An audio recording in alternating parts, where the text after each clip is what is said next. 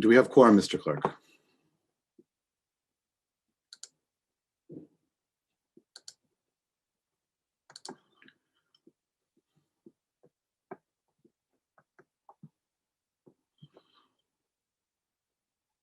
I believe we do.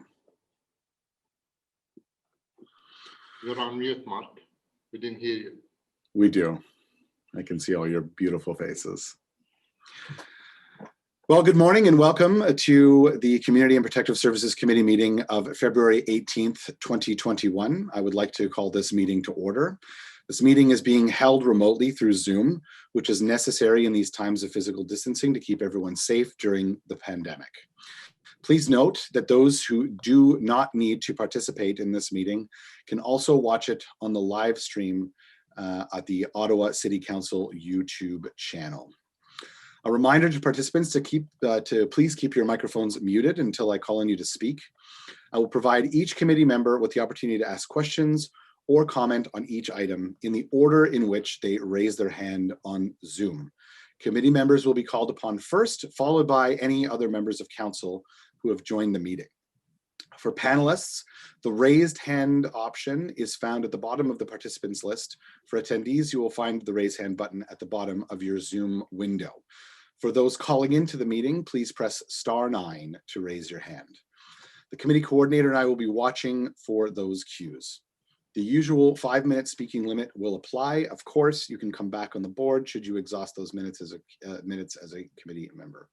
Members are also reminded to submit any motions, visual supports, or declarations of interest in writing to the coordinator at their earliest convenience. Although the deadlines have passed for residents to register to speak at this committee, residents may still make written submissions prior to council on February 24th. If you have technical difficulties signing in to the meeting, you can contact the clerk's office at committees@ottawa.ca or by calling 613-580-2424 extension 28821. So welcome to the first meeting of CPSC for 2021. I am Matthew Uloff, the Councillor for Orleans and your new committee chair. Je m'appelle Matthew Uloff. Je suis le conseiller représentant du quartier d'Orléans et le nouveau président du comité. Je suis fier du travail que nous faisons. As a member of this committee since the term of council began, I'm proud of the work that we do here. Under the leadership of our previous chair, Councillor Studs, we have advanced programs and services that touch the lives of all residents of Ottawa, and we thank her very much for her service to this committee. This includes essential social services that improve people's quality of life, emergency services that keep people safe, and the parks, recreation, and cultural facilities that bring our communities together. J'ai hâte de poursuivre nos travaux en équipe afin de promouvoir dans la nouvelle année la sollicitude, la sécurité et la santé de notre collectivité. I look forward to continuing our work together to promote a caring, safe, and healthy community over the coming year. Before we move ahead with today's agenda, I would like to extend a special welcome to Suzanne Obiora, the city's new director for the Gender and Race Equity, Inclusion, Indigenous Relations, and Social Development Service. Suzanne joined the Community and Social Services Department in February. Before that, she was the Director of Primary Care and Regional Programs at the Somerset West Community Health Center. Suzanne brings to this role 18 years of experience in health and social services. She has worked to ensure that health systems are fair and equitable for everyone. Most recently, she co-founded the Ottawa Black Mental Health Coalition, bringing key stakeholders and community partners together to establish a regional mental health strategy that improves access to culturally appropriate resources for Black residents in Ottawa. Mental health is something that I care very deeply about, and this is a wonderful, wonderful coalition. Please welcome Suzanne to this important role, and I look forward to working with her, Councillor King, and their team to advance our priorities of equity and inclusion in the City of Ottawa. On the agenda today, we have several items that deal with housing, an essential social service that promotes inclusion, self-sufficiency, and improved quality of life. As the Council Liaison for Military and Veterans Affairs, housing remains one of my top priorities this term of council. We'll consider our recommendation on updated emergency shelter standards and new standards for transitional housing programs. These are vital services that meet the immediate needs of people experiencing homelessness. The proposed standards include new and enhanced and more comprehensive, measurable, and detailed requirements. They reflect best and current practices and policies, and they include measures to reduce the spread of COVID-19. Ces normes définissent aussi les attentes, puisqu'assurer ces services essentiels, c'est accepter et respecter la dignité, la diversité, l'expérience et les capacités inhérentes de tous et de toutes. They also set the expectation that delivering these essential services to people means accepting and respecting the inherent dignity, diversity, experiences, and abilities of all people. We will hear a motion to refer a significant 2-year action plan for the 10-year housing and homelessness plan to a special joint meeting of the Finance and Economic Development Committee and the Community and Protective Services Committee on Tuesday, March 2nd, because a plan on its own without understanding the funding model is not a plan at all. Thank you. Merci pour votre attention. So now let's get into today's first agenda item. Passons maintenant au premier point de l'ordre du jour de notre réunion d'aujourd'hui. But first, some housekeeping items. I've received no regrets. Could the committee coordinator please call the roll? A reminder to members to unmute themselves when they are called. Councillor Meehan. Here. Councillor Kitts. Here. Councillor McKenney. Present. Conseiller Fleury. Ici. Councillor Tierney. Présent. Councillor Deans. Here. Councillor Kavanaugh.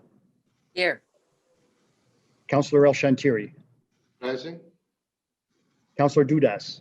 Ici. Vice Chair Eglai. Here. Chair Luloff. I am here. Are there any declarations of interest arising from this or any previous meeting? Seeing none. We'll do a confirmation of minutes for minutes 15 from Thursday, November 19th, which feels like a lifetime ago for most of us. Are the minutes for this meeting of November 19th, 2020 confirmed? Confirmed. Carried. Confirmed? Carried. Thank you. Okay, communications, responses to inquiries, CPS 0220 menstrual products. We have a procedural motion from Vice Chair to lift this inquiry for discussion. Please go ahead, Mr. Vice Chair. Yes, so it's on the screen. It's very short. Be it resolved that pursuant to Section 89.3 of the Procedure Bylaw, Community and Protective Services Committee approved that the inquiry response on menstrual products be added to the agenda for consideration at today's meeting. Is this motion carried? Carried. Carried. Carried. This will now be dealt with as item number 1. So moving on to the consent agenda, Recreation, Culture and Facilities Services, Businesses, Technical and Support Services. Item number 1, commemorative naming proposal, Annie Patutaguk Park. This item is being requested to be held. We have a number of speakers that wish to speak on this item. So we will hold this item. Do we have a motion to hold this item? Yes. Okay, so we will hold this item. Point of order, Mr. Chair. You don't need a motion to hold the item. You just ask if it's held. Thank you very much. Really appreciate that. All right, item number 2, commemorative naming proposal for Hermes Summer Family Forest. This is a forest in my ward that the Community and Protective Services Committee recommend Council approve the proposal to name the unnamed woodlot located at 1054 Prestone Drive, the Hermes Summer Family Forest. We have no submissions or speakers to date. Is this item carried? Carried. Carried. Carried. Item number 3, commemorative naming proposal, Hunsdeep Rangar Park. So this is that we recommend to Council approve the proposal to name Decour Park located at 560 Decour Drive, the Hunsdeep Rangar Park. We've received no submissions on this or correspondence to date. Is this report carried? Carried. Carried. Okay, housing and social services. Item number 4 is the 10-year housing and homelessness work plan 2021 to 2022. We have a motion to refer this to a special joint committee. Please go ahead, Mr. Vice Chair.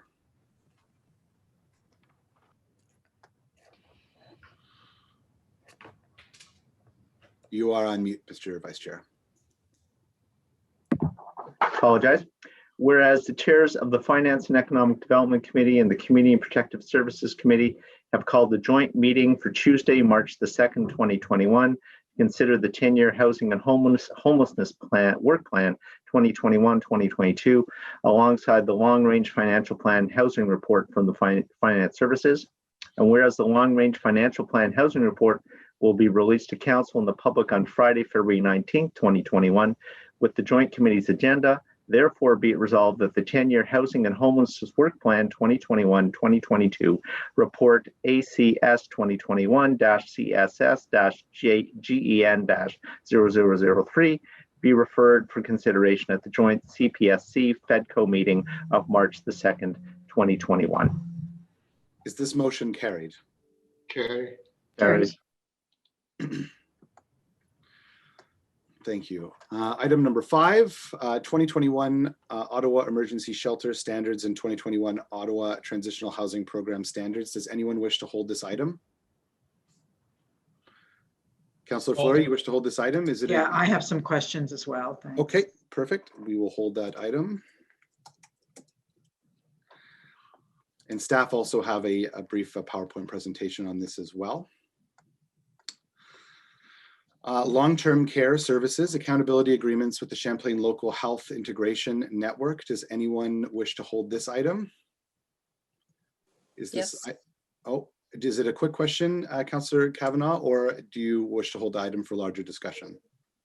I think it needs a discussion. Okay, we will hold that item. Item number 7, Crime Prevention Ottawa Board of Directors nominations. So we approve the following individuals be appointed to Crime Prevention Ottawa Board of Directors: Julianne Dunbar, Jim DeVoe, and Tom D'Amico, and make a one-time exception to the CPO terms of reference in order to nominate Jim DeVoe to serve an extra one-year term and recognition of his exemplary 8-year service to dedicate his work as Vice Chair since 2017 and more recently as Acting Chair. Does anyone wish to hold this item? Is this item carried? Carry. Carried.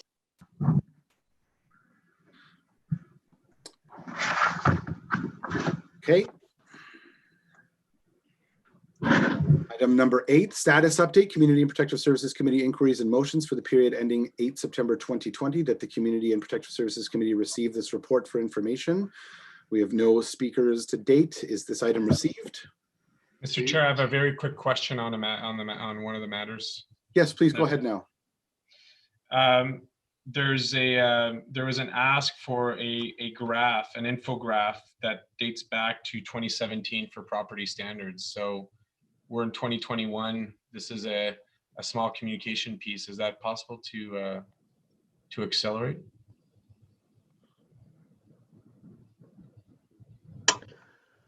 Mr. Chair, I'm not sure that we have the staff in attendance today that could speak to the specific matter, but I'd be happy to take this offline with them and ask for an update for you and for the councillor.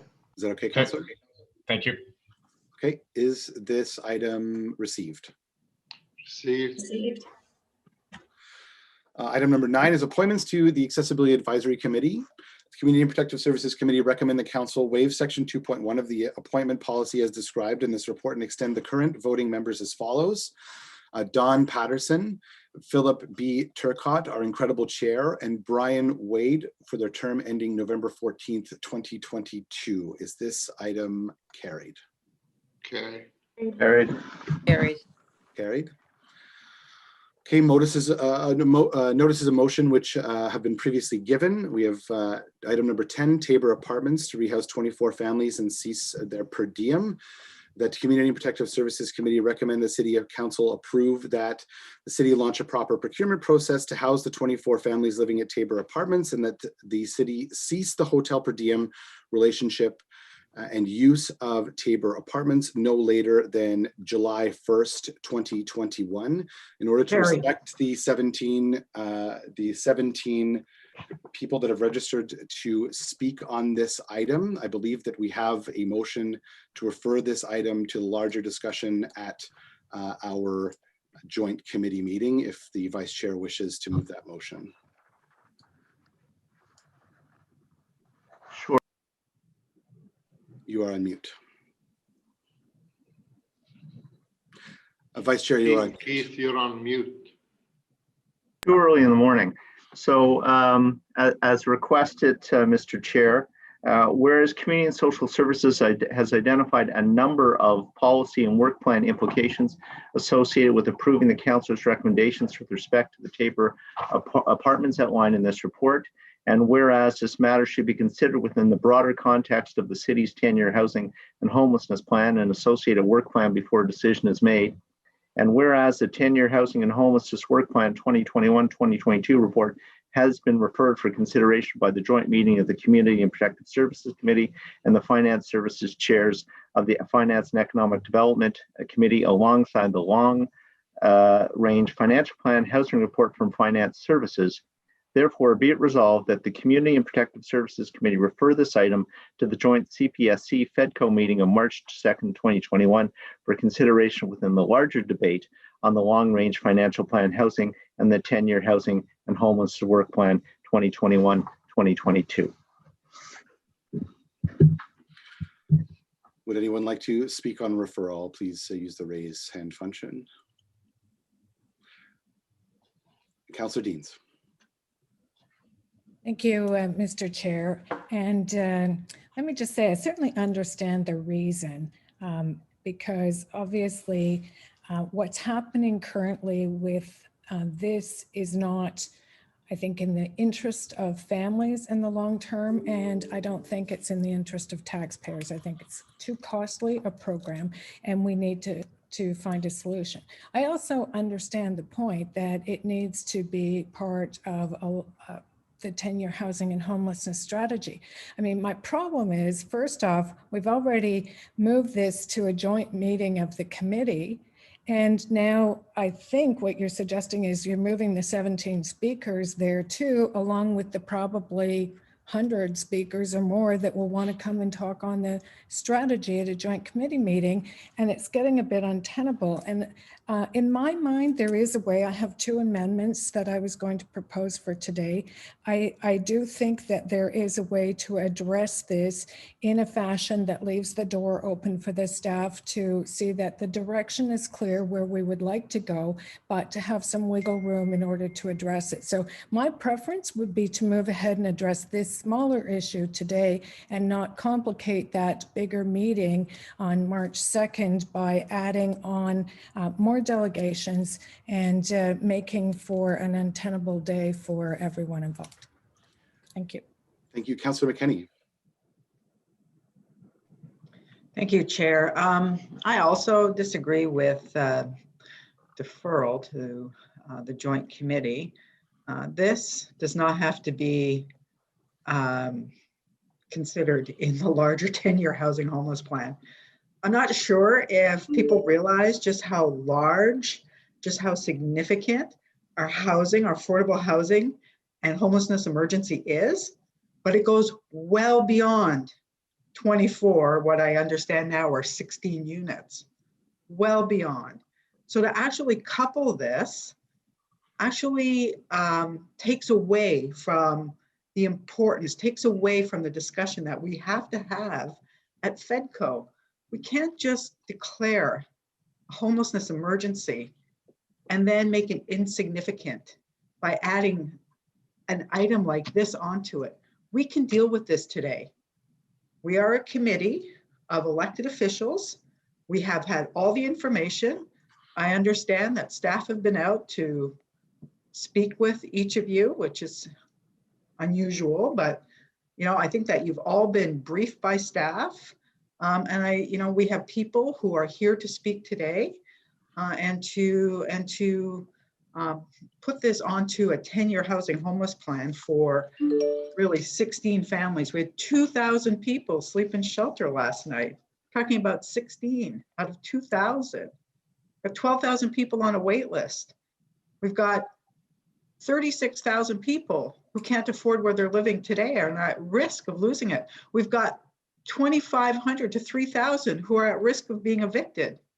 This doesn't belong with the discussion on the 10-year housing homeless plan. That is huge. This, by pushing it over, all we're doing, it's quite obvious, is we're going to drown it out And we're going to continue to ensure that, we don't give this the significance that it needs. So I disagree with the deferral. Thank you, Councillor. Councillor Tierney. Great. Thank you, Mr. Chair. I disagree. I think we actually should talk about both of them together, and the joint committee is certainly the place. And yes, putting extra hours in meetings is critical to hear from everyone. I completely agree. At the same time, I want to talk about referral. That's what this motion's about. I want to hear from staff. I don't know if it's Donna or whoever. Do they support referral to that to the March 2nd meeting?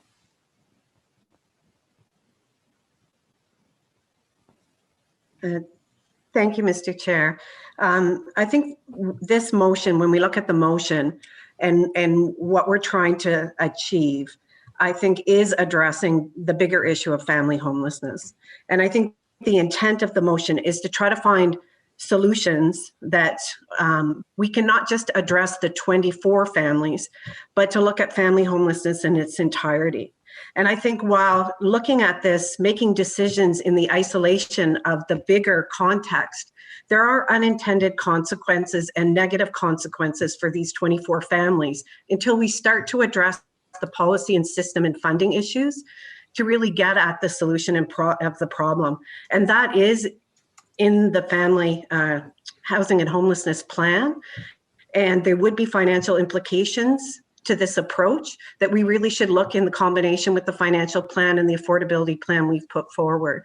So I know that the intent and the urgency, to address these 24 families, I totally agree with that, but the tools and the solutions that we need are bigger than the 24 and should be addressed in the bigger context. Yeah, I couldn't agree more, Donna. It's weird that we wouldn't want to do that. What you mentioned consequences. Can you give me some examples of consequences? I think that without the proper tools in place to support these families, what we would be doing is placing these families into hotels and motels right now. And those hotels and motels would not have the same amenities that they currently have in these apartments for these very large families. And I think it's important to highlight that these are unique circumstances with very large families. We don't currently have alternatives of placement for those families and the tools to do that. So it would mean moving them out of where they are now to a hotel room with no bedrooms, no kitchen facilities, and relocating them from communities, which some of them have, had their children in and been immersed in those communities. Yeah, and I've seen this in some of our hotels where I've seen some of these large families where they want to stay together. In this situation here, these families are quite large. Would they have to be split up and parceled out? Like there is a lot to think about on this one, and that's why I'm very excited. I know it will be a long day, but that's what we're paid for, folks, to have that discussion about trying to solve an issue that we all like to talk about, but we don't have any action. So what would happen to those families, Donna? Oh, you're on mute. I think in the current situation that we have now, we would be moving them into hotel rooms. And so the majority of these families, the reason that this is an option is because they're very large, 9 children, 7 children. So some single family members. And so in those situations, we would have to, because we couldn't put young children alone, we'd have to put 9 members of a family potentially in one hotel room.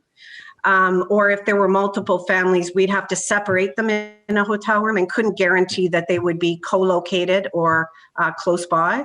And we would have to move them out of their current geographic location in a school year or, we'd have to start to do that now. Let's just make sure that we're staying on referral. Oh, thank you, Mr. Chair. So on that, I'll just leave it at that and say, yes, I certainly support referral and the broader discussion. Thank you, Mr. Chair. Thank you very much. Councillor Kavanagh. Thank you, Chair, and congratulations on your new position. Thank you. I'm voting against referral. I was looking forward to hearing the amendments, so I felt that there was some way forward. Councillor Deans mentioned this, and I'd like to hear it. I think that It would be great to work through this. And I agree with Councillor McKenney in terms of that this is a specific situation and it's been ongoing. We've had the Auditor General look at this situation. We know the condition there. I just had by the way, I just had a major landlord email us last night saying that they have space available. So it's an interesting issue, but I think it needs discussion today. We have people here who are delegates, and I'd like to hear from them. So I am not supporting referral. I think it'd be a very good idea to give Councillor Deans a chance to put forward her amendments. Thank you very much. Councillor Meehan. Thank you very much, Chair. I too will not be supporting deferral. This issue is not a new issue. We've been dealing with this apartment complex for quite some time. And I think that it's been studied. And I would suggest that the councillor who is responsible for this area knows it really quite intimately and realizes that there are other solutions that I would like to see implemented a lot quicker than if we defer it to the Joint Committee. And I too would like to see Councillor Dean's amendments. So I will not be supporting deferral. Thank you very much. Vice Chair Aguilar. Yeah, thank you. I'm not sure. So it seems to me what we're talking about here is referring the matter for about 2 weeks to a larger body with more information as supported by staff to have a more fulsome discussion about how we can deal with this problem, how it fits into the bigger puzzle of the homelessness situation in our city. And you know, I do understand that people have signed up today, and I do understand that people are very engaged on this subject. I believe this is enough notice for people to make themselves available again on the 2nd. And, you know, perhaps even the clerk of the committee could reach out to the individuals who have signed up to make them aware of the new meeting, how they can sign up for the new meeting and make themselves available to speak to the matter. If that's acceptable to the chair, to give that direction to the clerks and make sure that these people's voices are not lost, that their engagement is preserved, and we can hear from them as part of the bigger discussion where there's more people around the table, there's more information to sift through to support us in how we make our way forward and how we make our decisions on this. So again, staff has indicated they can work better with this as part of that broader context. And at the end of the day, while we make the decisions, staff are the ones that are going out and implementing what we've said. So they believe they can do a better job with this after the joint meeting, then I think that's something we should be listening to as well. Then very briefly, Madam Clerk, are you prepared to take that direction to ensure that should this referral motion pass today, that everyone that was prepared to speak today will be proactively reached out to? It will be notified. Mr. Chair. Thank you very much. Councillor Fleury. Thank you, Mr. Chair. I'm surprised by the deferral in the context that this was a notice of motion that was presented in 2020. Point of order, Mr. Chair. This is not a deferral motion. It's a referral motion. The discussion is very much still alive. It's just going to be dealt with by a different group, a different committee, but it is not being deferred. It is being referred, which is a different matter. Thank you very much. Please continue, Councillor Fleury. Yes, thank you, colleague, for raising the difference between D and RE. I apologize. I did make that mistake. So we have a number of delegations that took time off work today that made family arrangement to speak to committee on a particular matter. I think our committee was well aware of the report. It was on the agenda. Residents have signed up for it to attend and are ready and able to speak to the matter today. The discussions at the work plan and the joint committee that's proposed are important. They're going to be very big discussions, And I feel like this particular matter, where we have delegations right now on the Zoom call ready to speak to, will be certainly diluted. So there's a number of points that were raised by staff that I believe Councillor Dean's amendment resolves.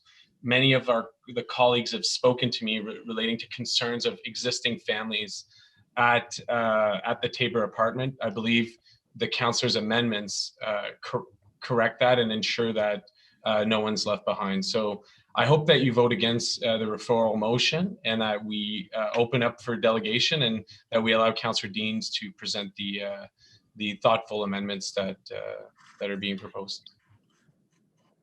Thank you, Councillor Floyd. Does anybody else wish to speak on referral? Yeas and nays. Okay, I was going to make some comments, but yeas and nays have been called. So yeas and nays, Mr. Clerk. Councillor Tierney, Yes. Councillor Meehan,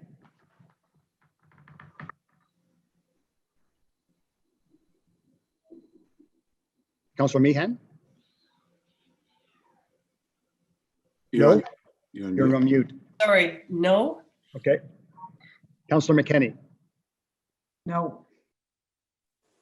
Councillor Kitts, Yes. Councillor Kavanaugh, No.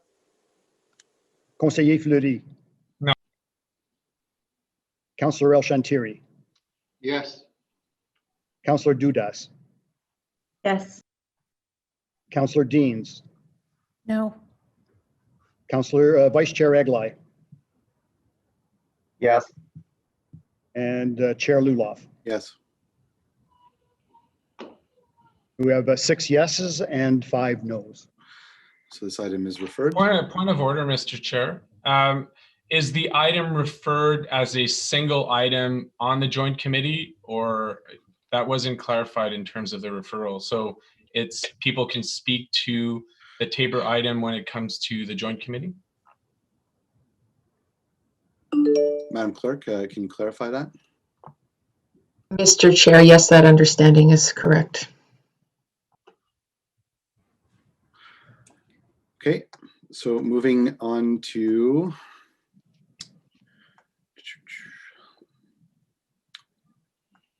just a quick moment here.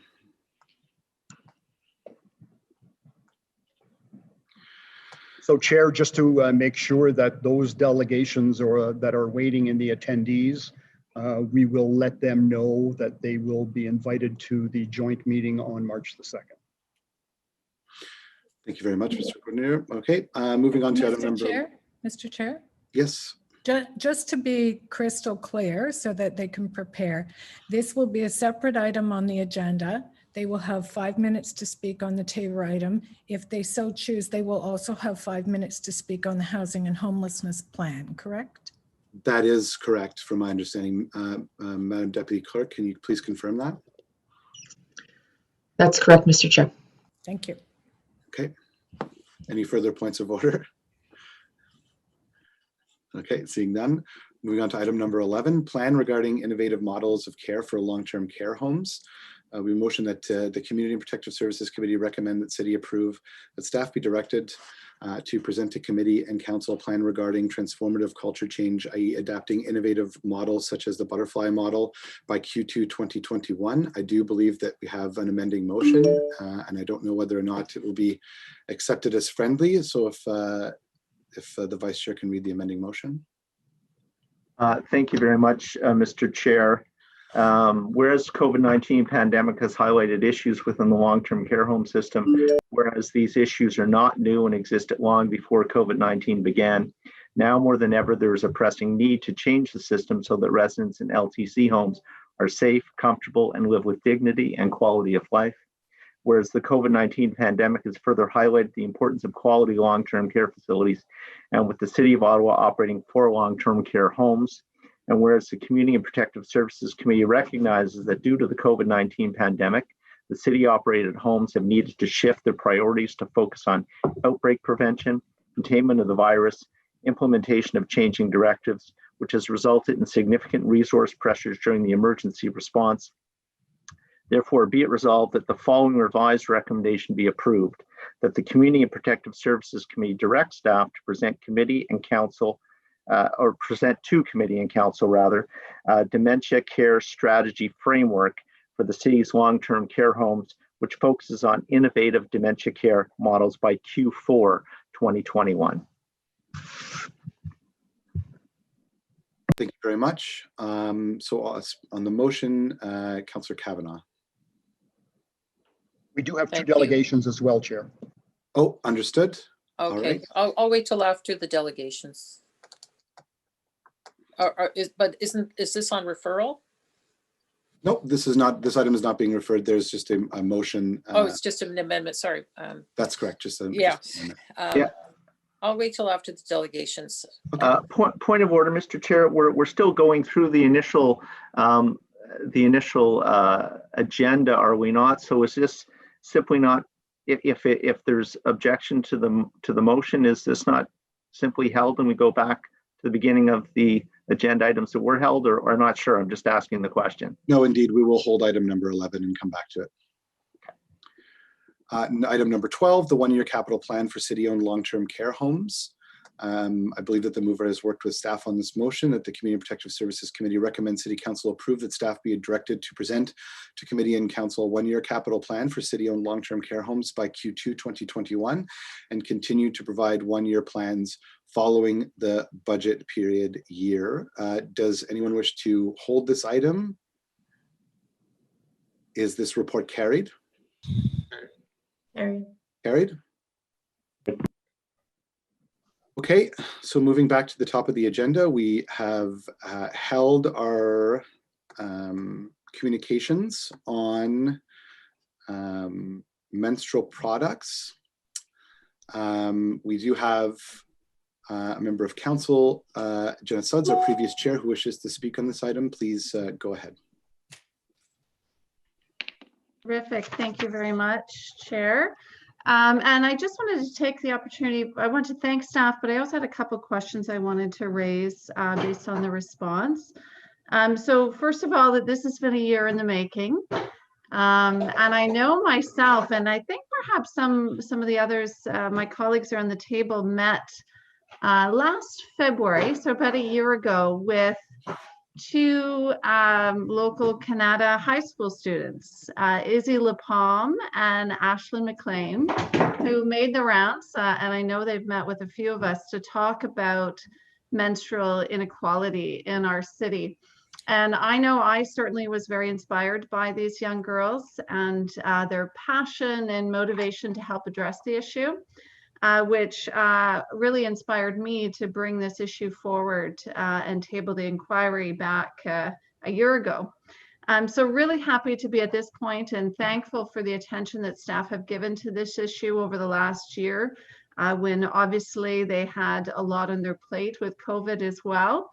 But really happy with the commitment to move forward with a pilot project to provide free menstrual products at a handful of facilities in our city. So a few questions, and I guess I see Dan has popped up on the screen, so I will direct them to Mr. Chenier. The first is, I know the inquiry response indicated the neighborhood equity index was used in selecting the sites. Can you talk to us a bit about that? Was it strictly the index that was used? Are there other factors that went into picking those 4 initial sites? Good morning, committee members, Chair. Thank you for your question, Councillor. And thank you for a year ago bringing this to our attention and for the support your office has provided us in terms of moving this along through COVID. And we have had to change directions at least once. From what this was initially scoped out to be to what we're bringing to you today. And yes, there were multiple factors, certainly because we are talking about menstrual poverty and there was a wish to focus on neighborhoods that had a demographic that would be best served by this and that would act as a representative site for a pilot project to get a good understanding of what works, what doesn't work for demand. So we did look at demographics of age of the community, certainly income level. We also looked at the facilities themselves, and we thought it is probably best to start in facilities that provide us with physical layout of a facility that is conducive to having products out, that has the staff resources to restock and monitor use so that we have an understanding of volume that is being used. So all of those factors were put together, and we came up with the list that's in this report. It is a first phase of this, and we do expect that it will grow. The list is based on biting off a reasonable start to the project and on anticipated volumes, but there is no real model for how quickly products will be used up, any issues that might come up. And that's really how we selected the 4 sites that you see before you today. Excellent. Thank you. That's helpful insights. And I know a lot of research and insight went into selecting those. So thank you for that. How, as this is rolled out, and you've alluded, there's a lot of unknowns as to how uptake will be and whatnot. How will success be measured for this pilot project? In a couple of ways. Certainly one of the things that we're interested in is how accessible will these products be, because what we've heard from some guests that we have with us today that have more experience in this than I do, free and easy access in a respectful manner is key. So certainly seeing the product being picked up and taken away, and the need to replenish is going to be one aspect of this. Client comments, we will, like everything else in our facilities, be looking to, in a respectful way, find out if we are offering the right things in the right place, those kinds of things. And then talk to our staff about, are there issues with, this is a preliminary start. We don't believe that this is the end state for this program, that there are probably better ways that involve, dispensers and different approaches to this. An opportunity to do more education within the facilities and those kinds of things, but we're not quite there yet. I think success will be measured by how people respond to this and the kind of feedback that we get and how we're able to adapt. The present 4 sites are really based on the volume that we have modeled out and anticipate, but with COVID and with still restricted access, we may find out halfway through the year that the current sites are not being used as much, and we may be able to expand with the existing budget and inventory that we have. We don't know yet, but I think success will be to be able to gauge volume and to expand if volume shows us that we didn't quite get it right and there's an opportunity to do more, then our commitment has been that if we can move from 4 to 6 sites or to 8 sites during the year as part of the pilot, we will do that. Excellent. That's good to hear. It's good to hear there's some flexibility to make sure we take as much advantage of this pilot as possible. You alluded to the fact, and I apologize, I can't see on the screen, but I think maybe Megan White from Period Packs has joined us, and I'd be remiss if I didn't say how inspiring Megan and the work that Period Packs are doing in our city is. And I'm really happy to see the evolution that the city has decided to partner with Period Packs on this project. My original vision and inclination was that city staff would be doing this. So maybe Dan, if you can explain, what is it that Period Packs will be doing and how are they supporting the program versus city staff taking it on themselves? Well, certainly the concept of creating period packs that include sufficient product for a cycle is a concept that we had not started with. So they did bring that concept, the packaging, and they've already through, well, before COVID, but also through COVID, working with our Human Needs Task Force, and I believe there are several thousand residents helped by this program through COVID and the city's COVID response. So certainly bringing the concept to it, but I think almost as importantly, the advocacy portion of what they do, and certainly the education portion. So the partnership that we have talked about, and if Megan is here, I think it would be good to hear from her, because they have more depth in this than I do. But certainly the possibilities for this partnership in terms of working through city facilities to not only pilot this and make it available, but also to evolve this to a point where city facilities, perhaps at some point, I think the example they give is that it's really like providing toilet paper in our washrooms. It's that level of service. And that's what we want to achieve. And I think we've partnered up with the right group that has done research on this, and they're advocating. So if Megan wants to add to that, welcome to hear her thoughts. Sure.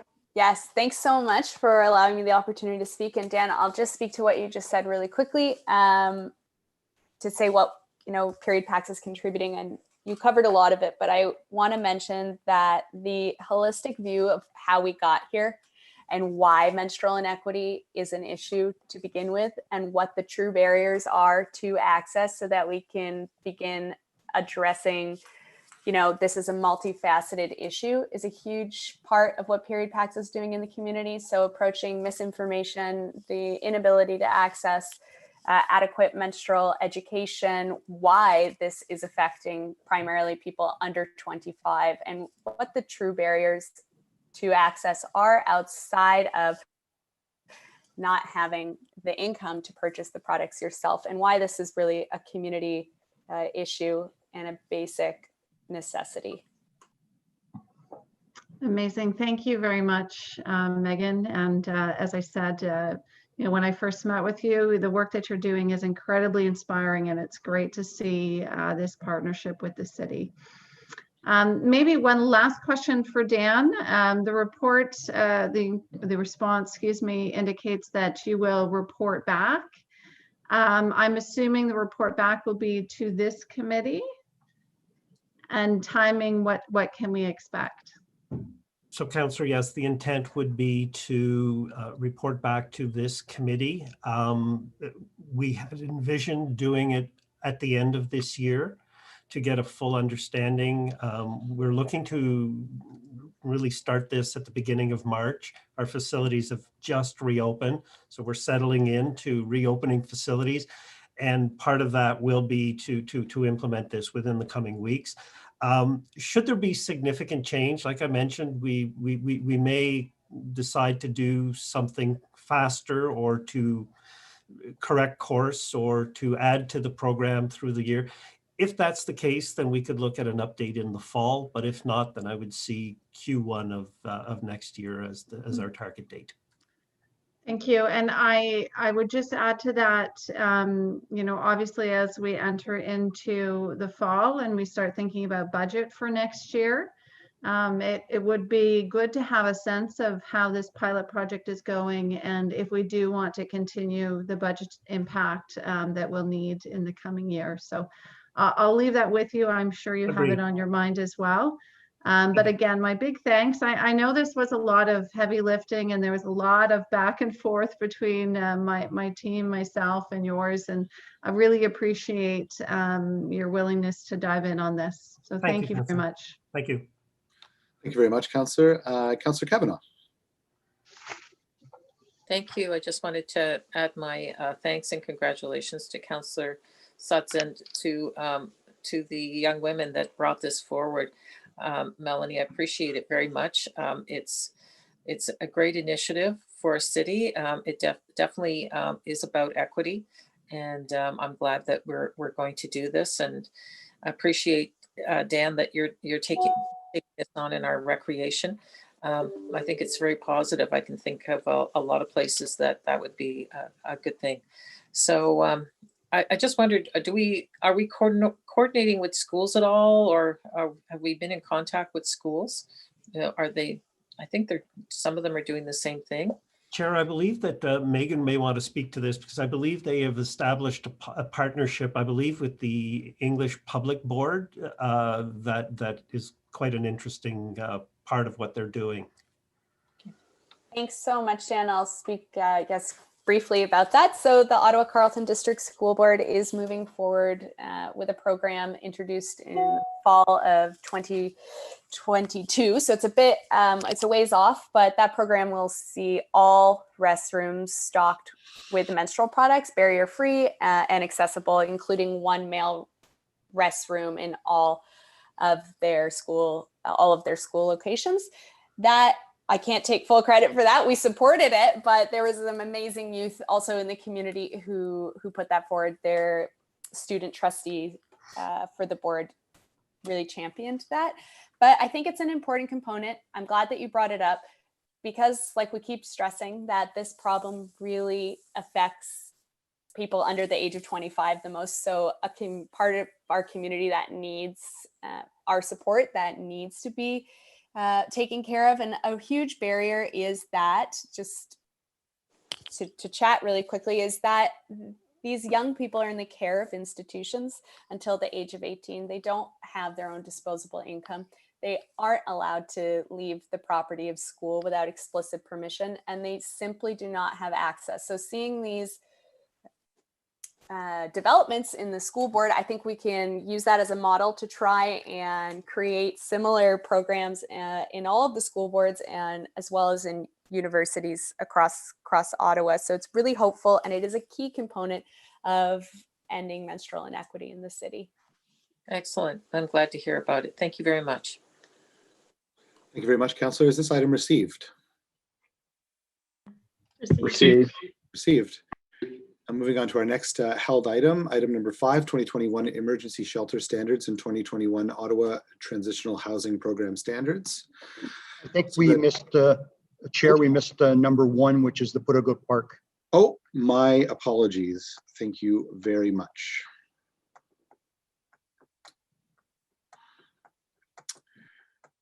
Okay, so sorry, item number 1, commemorative naming proposal, Annie Putagook Park. We do have some delegations on this item. Our first delegation is Stephanie Plant and Ian Plant. So please go ahead. Vas-y, assieds-toi. Salut! Salut! Dans 2 secondes, là.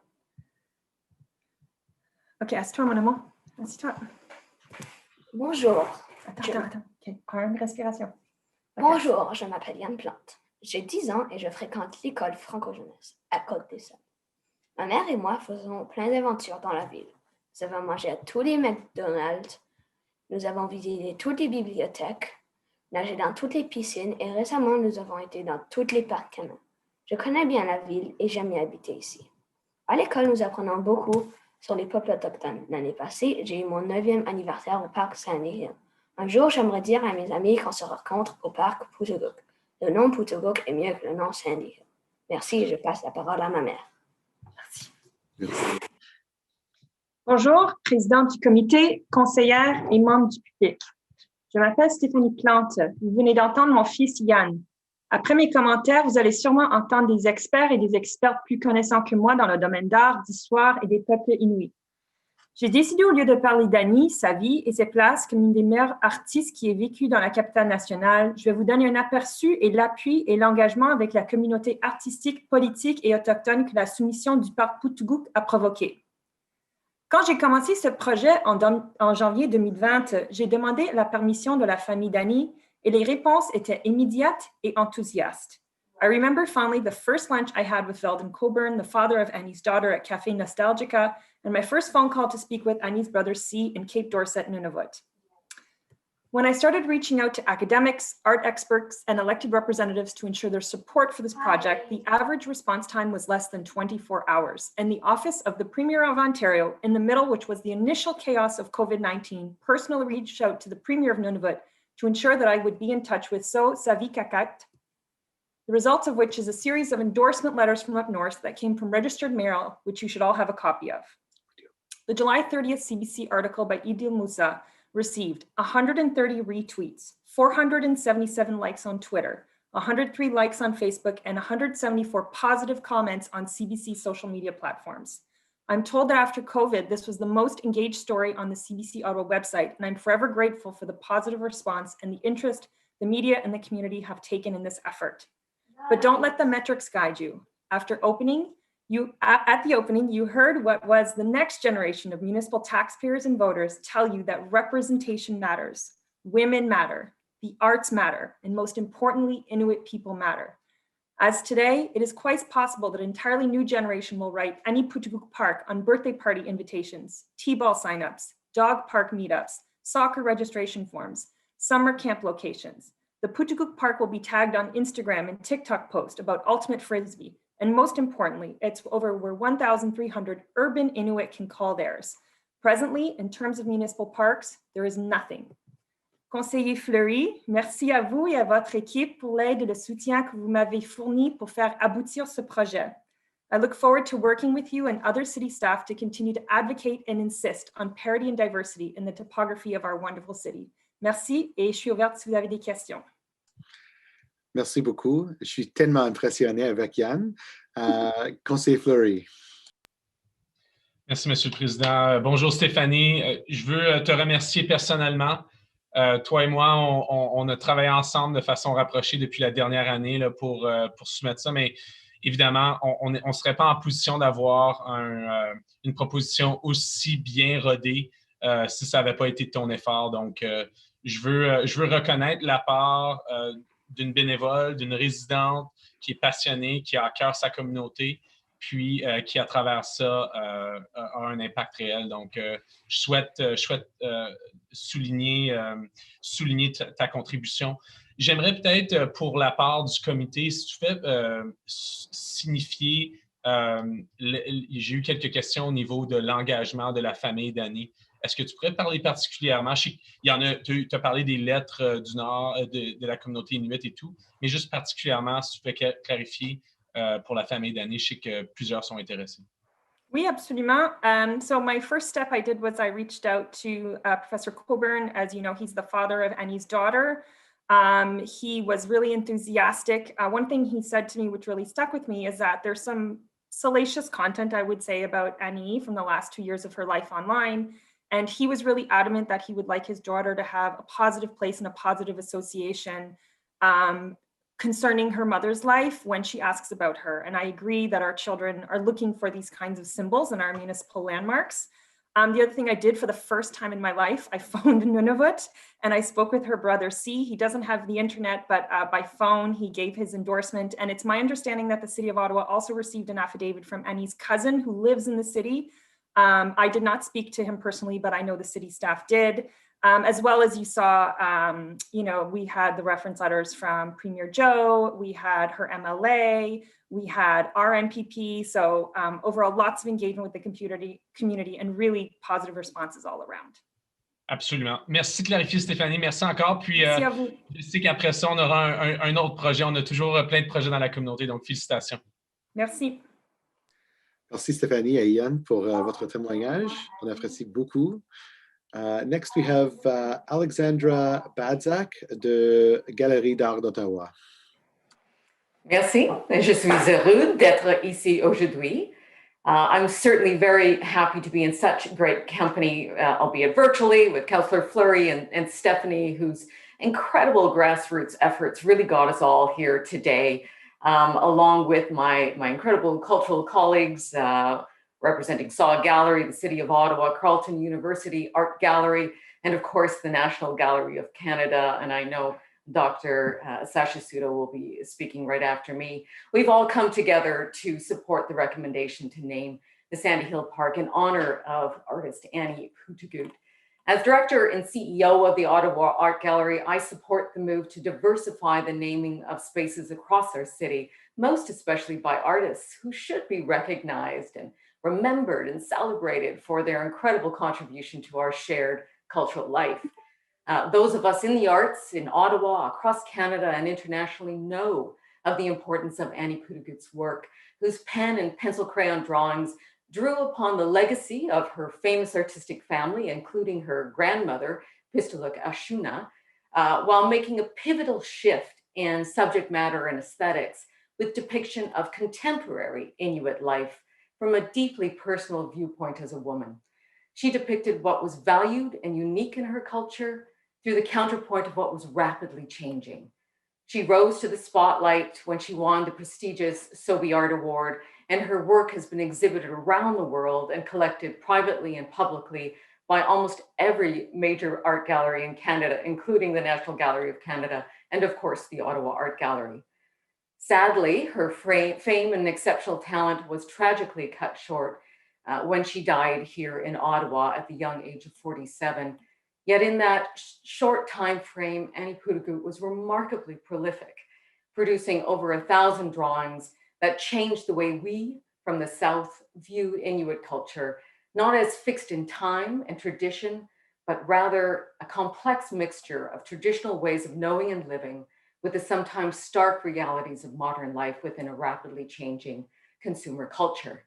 So in conclusion, and certainly on behalf of the staff and board of the Ottawa Art Gallery, I'm very pleased to support this effort. To celebrate Annie's mark on Canadian culture through the naming of the park is very exciting, as is the opportunity to expand the roster of diverse individuals whose stories deserve to be told through placemaking. What I'm particularly pleased with is the opportunity, or the potential opportunity, to provide context to the naming of this opportunity, not just with interpretive biographical information and original artwork, but with ongoing community programming, which is what we are planning if this proposal moves forward, meaning that her legacy will continue by encouraging others to connect and heal through art making. So I hope the committee supports this important proposal. And again, I must thank Stephanie for her incredible efforts to make this happen, and Councillor Fleury for bringing us cultural partners together. Merci. Merci, Alexandra. Councillor Fleury. Alex, thank you so much for the eloquent presentation of Annie and the art that she produced and the importance of the recognition. Can you, I know that the city, who also has an art bank, is not speaking at committee, but on behalf of the partners and your awareness of the art pieces that we have in our various collections, can you maybe give us some clarity on that? What we have in Ottawa of Annie's work? Right. I think all major institutions here, including the City of Ottawa's circulating art collection, has representations of Annie's work in the collection. What you're going to see if this moves forward and if we're able to install it in the center is some beautiful pencil crayon drawings, which was very typical of Annie's work. And so, you know, Annie was known for depicting everyday life up north. So often very personal parts of her life, whether it was, cooking food in their house, depictions of herself and her family. So that's the kind of work you're going to see. Of course, because it's pencil work, it's vulnerable, and so keeping displaying it in a way that ensures its longevity, of course, is very, very important, and we've had lots of conversations around that. I will say that the Ottawa Art Gallery is about to open on February 20th, and so if you join us, yay! And if you join us for our sheltered exhibition, you're going to see some of Annie's work in that exhibition. Merci encore une fois, Alex. Thank you very much. Thank you very much, Councillor Fleury. We now will hear from Sasha Duda from the National Art Gallery. Please go ahead, Sasha. Bonjour tout le monde. Je suis Sasha Suda, la directrice générale de la Musée des Beaux-Arts du Canada. Je suis très heureux d'être ici avec vous aujourd'hui. I am so pleased to be here today and humbled by this incredible effort that Stephanie, you initiated, and what an incredible outcome this is moving towards. You know, I'm here in Sandy Hill, zooming in from Range Road, close to Strathcona Park, on the unsurrendered, unceded territory of the Anishinaabe Algonquin Nation, much like the National Gallery is on that territory. Like my colleagues at the National Gallery, I'm committed to learning about the history of this region, and I'm grateful to those Indigenous friends and colleagues who support and guide me on this journey. And this story, the story of Aniputuguk, is one that helps us to understand the experience, the lived experience of our Indigenous friends, colleagues, and neighbors and community members across Canada. And it is an incredible opportunity for us all to learn in our everyday lives. The fabric of the National Gallery is embedded in the communities that we exist to serve. And it's within this context that I present a statement to the committee in support of the naming of the Aniputuguk Park. In the gallery's national collection, we're honored to have a number of Annie's prints and drawings and have curators that worked closely with Annie throughout her life and career. One such work, which you can find online in our digital National Gallery, is Cape Dorset Freezer from 2005. It's a stunning drawing that depicts a co-op store in the center of Cape Dorset. It talks about a community hub. Yes, it's a freezer, but it's also a place to hang out and to provide essential services and supplies to people. It's where people gather, what they get, the sustenance they need to live and to relate. Much like a park at the center of a neighborhood where people go, especially during COVID-19, to blow off steam and to encounter other people in this moment of solitude. Annie was a remarkable artist whose fine eye for movement and extraordinary attention to detail brought viewers into a shared understanding of her daily life. That's something that's not easy to do when you live here in the South. Her work draws us to contemplate both the remote, but also the familiar. So as much as it tells us what we don't know, it also connects us to what we do know and what we have shared in our lived experience. There is absolutely no question that Aniputuguk is deserving of having Sandy Hill Park named in her honor. She was an unbelievably bright light. Despite the briefness of her career, she leaves an incredibly strong legacy through her artwork and in the ways that she changed the art world. And this is an art world that's not always friendly to difference, and she brought to it newness, hope, inspiration. She's deeply respected and appreciated as an exceptional artist and dearly loved by so many throughout both this country, but far, far beyond. Her ability to connect with people, her humanity, is something that also deserves to be celebrated and to be remembered. It's that vulnerability that so many connect to, and it's that courage that keeps many going. Through her art, she also spoke directly to people that had never met her.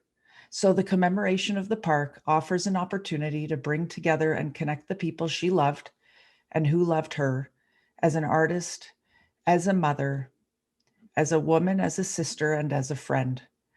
For the city and arts institutions and her family and friends to work together to create a place tied to her memory, a place where everyone feels welcome, would indeed be a tribute to her life and her work. And on behalf of the National Gallery of Canada, I'd like to thank those, again, who've been involved in proposing this renaming and for the invitation to present these words of support.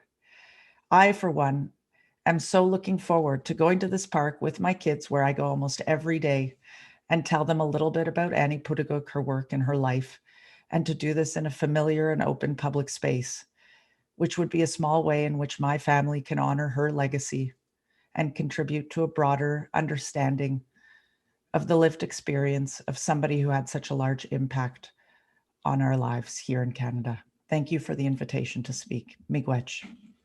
Thank you very much, Ms. Suda. Councillor Fleury. Hey, Mr. Chair. Good morning, Sasha. Thank you so much for the delegation and the thoughtful words. I like Alex and like Stephanie, it really allows the public and committee members to discover who Annie was and her role in our arts community. I've discovered through these discussions and connection the importance of our national institutions in our capital city and its connection to our local artists. And I must say, there's a lot that we can build on from the early conversations we've had. So I'm quite excited about that. Specifically for Annie, I believe it was you that shared with me that the National Gallery, there was an award that Annie won at the national level. I don't know that you spoke to that, but maybe for our committee's interest, if you could just speak to that award and Annie specifically, I'd appreciate that. Absolutely, and it's actually timely. We've just relaunched our annual Sobe Art Award, which is an award for emerging artists here in Canada, and it's quite prestigious. It's the most generous contemporary art award in the world in terms of the purse, and it's supported by the Sobe Art Foundation, which is founded and currently headquartered in Nova Scotia. And Annie, in this very competitive competition, won that award and won it with kind of unanimity, I would say, and great pride for the committee. And I think the Sobe Art Foundation was thrilled that an artist like Annie could actually get that kind of recognition in that context.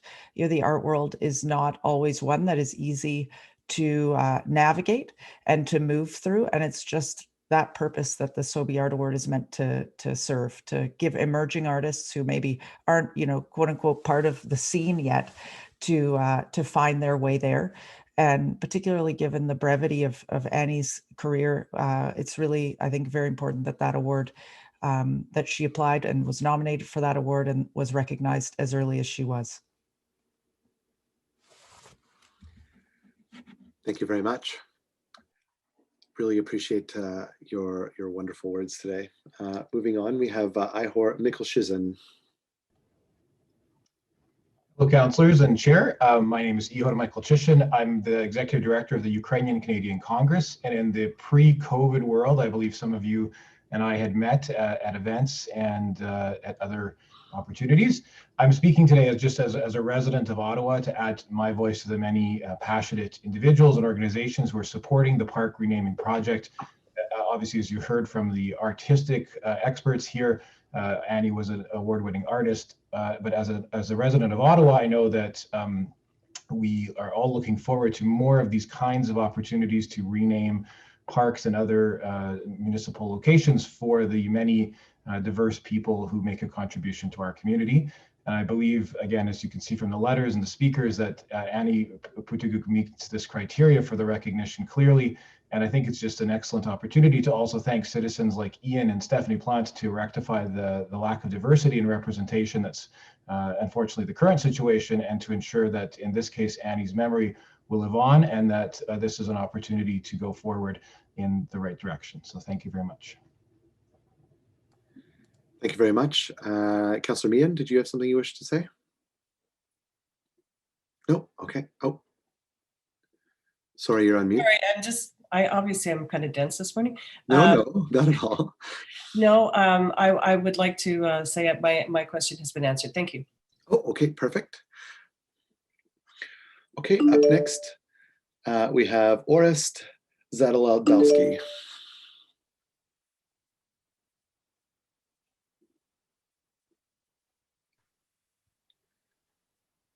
Mr. Zakadowski? Hi, can you hear me? Yes, we can. Okay, great.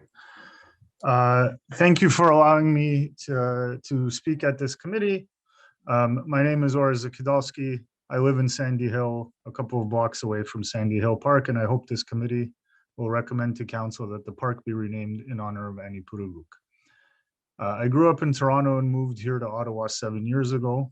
The discussions and dialogue in Canadian society around reconciliation and partnership with Canada's First Nations are, I believe, welcome and overdue. In thinking about some of these issues, I think back to our education. I'm 39 years old and so attended school in the 80s and 90s. We were taught about Indigenous, Inuit, and Métis history and culture, but it was taught as something almost separate or distinct from Canadian history rather than as an indelible part of the Canadian experience. And the names of landmarks in cities and town in which we live still unfortunately reflect that reality to a large extent. The names of our streets and our parks should be more reflective of the rich diversity that is the Canadian reality. In part, that is why I believe that we should rename this park after Ms. Puruguk. The other part is her contributions to Canadian and indeed international arts and culture, which were substantial. I'm about as far away from an expert on art as one can get, but her work is unique and moving. It's reflective of everyday life, both of the North and here. It is also a window into the human experience, sometimes mundane, sometimes joyful, sometimes sad. In that way, Ms. Puruguk's art and work speaks to us all because we can all find something in it to which we can relate. It's no secret that Ms. Puruguk dealt with personal struggles, but that I believe is another reason why she deserves to be remembered. All of us to one extent or another deal with personal struggles. Some are luckier than others in overcoming the frailties that we all share. But those struggles are as much a part of our communities and our experiences as are our accomplishments, and they ought not be shied away from. It's possible that having a park named after Ms. Puruguk will inspire someone who is dealing with struggle in their life to overcome it and will give them strength and encouragement when they need it most. And that is, in the end, what living in a community is about. I hope that this committee will see fit to support renaming Sandy Hill Park in honor of Ms. Puruguk, and in this way add to the richness of the community that I am proud to call home. Thank you. Mr. Zakadowski, thank you so much. We appreciate you coming out today. Seeing no questions, we now have Terekulik Partridge from the Saw Gallery. Hi, my name is Terekulik Partridge. I'm the director of the Nordic Lab at Saw Gallery. I'm so happy to be invited to speak to you today. My cat would like to participate. Really, thank you, Mathieu, for inviting me to be involved in this project and to really invite me in as a participant. I really want to commend Stephanie for, from the beginning, reaching out to Inuit community members, especially up north, to Annie's family members, but also to Inuit community members here in Ottawa. There's a long-standing Inuit presence in Ottawa, a vibrant cultural and artistic community, and a large population, actually the largest Inuit population outside Inuit territories resides in and around Ottawa. The official number is something like 1,300, but based on services that are accessed by Inuit living around Ottawa, the estimate is more like 3,000 to 6,000 people. So that's quite a sizable amount when you consider that most Inuit communities are around 1,000, members, if that. So it's really important for us to feel that we are invested in things that happen in the city, and to feel that we have a presence in the city that is not just kind of temporary. So I think that the renaming of this park, for sure, Annie Puruguk's memory really deserves to be honored. And also it's a great opportunity for Inuit to see themselves reflected in public spaces, in a public space in the city. I think Annie in her lifetime probably experienced she probably experienced that she was not always welcome in some public spaces, just because of the difficulties that she experienced. And I think this is an opportunity to right that, and it's an opportunity to have programming right from the start with the Inuit community, such as with the Tungasuvunga Inuit and the Ottawa Inuit Children's Center. I can see all kinds of ways that community members can be invited into this space, and I'm really looking forward to working with some of the other Ottawa area arts leaders and community leaders to bring some programming to that space. Thank you. Thank you very much. Truly, truly appreciate you coming out to speak with us on this today. Councillor Fleury. Thank you so much for speaking today at today's committee and for your involvement. I've received a few texts from committee members who are asking the specifics of Nordic Lab. Can you maybe take a minute to describe your role at Nordic Lab and because that's also part of this committee's investments in the Ottawa Art Gallery, and more specifically in the Arts Court redevelopment. So if you could share with us your role and what the plans are for the Nordic Lab. Right, so Nordic Lab is a new space at Saw Gallery at Arts Court. It started over a year ago, and the idea in the space is there's an Aniputuguk Art Studio, the new print studio that has been installed with the renovations is slated to be named after Aniputuguk as well. There's also a residency space, and this is a space that is specifically designed to bring artists together from circumpolar nations. So Indigenous artists and non-Indigenous artists brought together in Ottawa to work on new works, to create new conversations around art, and kind of in the theme of working together across circumpolar areas. So, Canada is one of the circumpolar countries.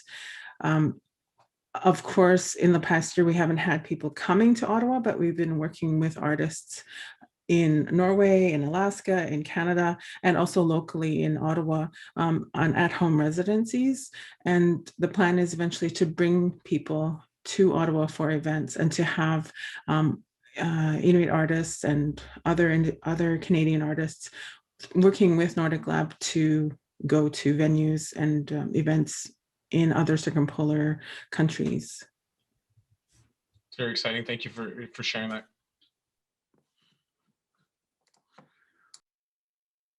Thank you very much. We have no further delegations on this matter. Oh, sorry, Councillor Egley. Yeah, no, not a delegation, just a quick comment and then a quick question for staff. So I just want to say my son, who is a visual artist, introduced me to the works of Aniputuguk a number of years ago. And I was immediately struck by the beauty and the real sense of genuineness in her work. And I've been a fan ever since. So I think this is extremely fitting to name the park after Annie. And I was wondering, I have a quick question for staff. I guess it would probably be for Mr. Chenier. Chenier, I was wondering, and I put this out as a suggestion, whether there might be a way to incorporate a reproduction of one of Annie's pieces of art in the new sign for the park. So not only would the name be there, but a visual reminder of the great creativity of this artist. I don't know if that's something that can be done or not, but during the discussions, it really struck me as that might be a very fitting way to engage the public in really the history of what we're trying to say here at this park. So I leave that as a suggestion for you and a comment, and if it can be done, I think that would be fabulous. Thank you, Councillor. Happy to look at it. We've also been asked to see if we could put on the sign the third language, so that we will have English, French, as well as Annie's language. And so we are exploring that. I had not heard the request for including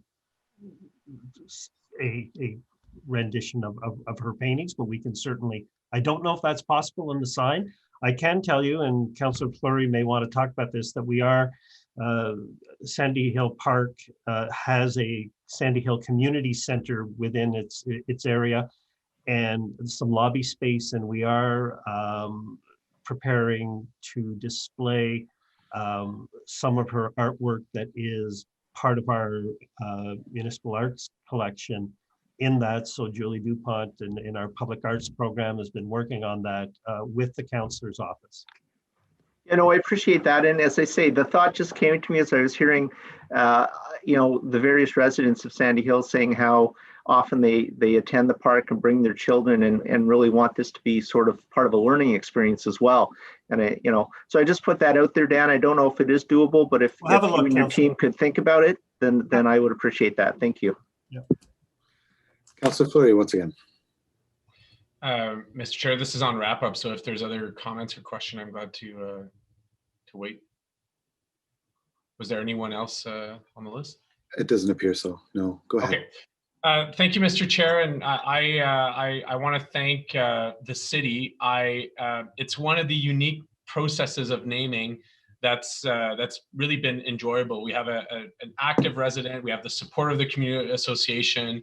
We've had a number of arts partners that, as you've heard today, that have engaged. I want to thank. We often go through a number of processes, and as you know, Mr. Chair, at times it can weigh heavy. In this context, I want to thank Marc Desjardins and Dan Cheney and his team for facilitating that. It's been a tremendous opportunity to connect the city, who also has an arts department and an arts collection, and the facility itself. So let me provide to the committee an update. If the report is to pass, there are a number of intentions. One, as Dan highlighted, is to highlight an exhibit space in the Sandy Hill Community Center, to highlight Annie, to highlight Inuit art, and to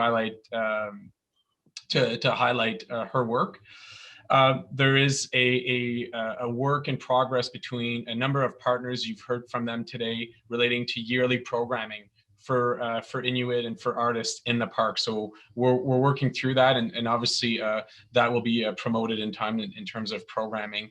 And there's a number of elements Dan highlighted to the Inuit wording on the plaque, for example, and additional elements. So if committee or residents have ideas, we're in the brainstorming, pending obviously committee and council approval of the renaming of that park. So, encore une fois, un simple merci à tous les participants, tout spécifiquement à Stéphanie, une bénévole résidente avec une idée, puis qui vraiment a été capable de mettre un dossier extrêmement bien rodé, extrêmement bien réfléchi, qui nous permet aujourd'hui d'être en position, d'après moi, d'avoir une considération là, pour la nomination d'Annie Poutou-Cook, changer le nom d'un parc avec toute sa signification. Alors, je félicite Stéphanie et l'ensemble de la communauté. Merci beaucoup. Is this item carried? Carried. Carried. Carried. Wonderful. Thank you so much to everybody who came up to speak on it. And to Councillor Fleury for putting this forward. Moving on to our next held item, which is item number 5, the 2021 Ottawa Emergency Shelter Standards and 2021 Ottawa Transitional Housing Program Standards. We do have a PowerPoint presentation from staff on this to be followed by questions to staff. So I'll now turn it over to staff for presentation. Good morning, Chair Luloff. I'm Marion Connolly, the Program Manager for the Community and Family Shelters Branch with Housing Services. With me today is Shelley Van Buskirk, the outgoing Director of Housing Services, Saeed Sayah, the new Director for Housing Services, and Deanna Beccarelli, Program Coordinator for the Community and Family Shelters Branch. Thank you for having us here today to present the updated draft Ottawa Emergency Shelter Standards and the new draft Ottawa Transitional Housing Program Standards. Over 2019 and 2020, Housing Services worked with internal and external stakeholders to update the shelter standards and to create the Transitional Housing Program Standards. Deanna was the lead in this work, and she will provide a presentation to committee. We'll be happy to receive feedback and answer questions following the presentation. Thank you. Thank you, Chair Luloff. As mentioned, this is a brief presentation to outline the Ottawa Emergency Shelter Standards and the Ottawa Transitional Housing Program Standards. Next slide, please. So just in order to provide context for the Ottawa Emergency Shelter Standards and the Transitional Housing Standards, I'm first going to provide a little bit of background on the entire community and family shelter system. So the system is made up of 10 community shelter providers and transitional housing programs, and they provide services to singles and families. And these 10 community shelter providers and transitional housing programs are operated by 8 agencies, and they're funded by the City of Ottawa. In addition to that, there is one city-owned family shelter, the Carling Family Shelter. And on top of that, there are overflow services provided, and we do that through 23 contracts with hotels, motels, and post-secondary institutions. So in terms of where transitional housing programs and shelters fit in the housing system, they provide a vital role in the continuum of housing and homelessness services by providing temporary emergency accommodation to families, singles, youth, and pre- and postnatal mothers. Next slide, please. In terms of funding, the system is funded through an agreement with the Ministry of Municipal Affairs and Housing and the city, so the agreements between the two parties, to administer funding to temporary emergency accommodation providers, so that would be the shelters and transitional housing programs, and that's under the Community Homelessness Prevention Initiative, so CHIPI. In terms of the city's responsibilities for this, the city and housing services are responsible to ensure that services are delivered in compliance with the purchase of service agreement, and to ensure that services are delivered in a manner that is equitable for clients and residents. And finally, and also to ensure that funding is applied only for eligible clients and services. Next slide, please. So in terms of updating the Ottawa Emergency Shelter Standards and creating the Transitional Housing Program Standards, the original standards for emergency shelters were developed in 2005 and have been updated to reflect the changing environment of shelters, and as we learned through the process, transitional housing programs. This was a recommendation of the Office of the Auditor General, and it was specifically noted that the shelter standards needed to be more comprehensive, detailed, and measurable. And during consultations for the Ottawa Emergency Shelter Standards, we realized that there should be separate standards for the transitional housing programs, and so we determined that there should be that separate document rather. In terms of the purpose, I apologize, and also actually in terms of that, the update was also a key action identified in the 10-year housing and homelessness plan. So the purpose of these two documents is it helps the city fulfill its oversight role as service manager. They also provide minimum guidelines in areas of major governance, operations, and service delivery for providers. So they're not meant to be exhaustive. In terms of minimum guidelines, as mentioned earlier, we serve through these providers a variety of sectors. So we have providers that are anywhere from 30 beds, providing services to as few as 30 individuals, and some are over 100 beds. So the standards are broad in a sense, and agencies, however, that serve specific populations would have specific policies relating to those populations that they do serve. In terms of the differences between shelters and transitional housing programs, shelters meet immediate needs of people experiencing homelessness, and the stays at these places are intended to be short-term. Transitional housing programs, however, they provide programming, for example, things like life skills, and combine that with the residential component. So it's programming with the residential component attached to that programming. The stays there are intended to be longer term, but less than 1 year, however, and these programs do not fall under the Residential Tenancies Act. Next slide, please. In terms of updating and creating these documents, we conducted 9 in-person consultation sessions, and those consultation sessions were with internal and external stakeholders. We did have one session specifically and exclusively for people with lived experience. We had consultation sessions with the providers that we do fund. So that included a range of staff, including frontline staff, management, HR, maintenance and cleaning staff, and a variety of folks from there as well. We also had external stakeholders. Notably, we met with the Aboriginal Community Advisory Board to incorporate feedback from them in the document as well. Beyond the in-person consultation sessions directly related to the standards, we had done an environmental scan of 7 other sets of standards across the country.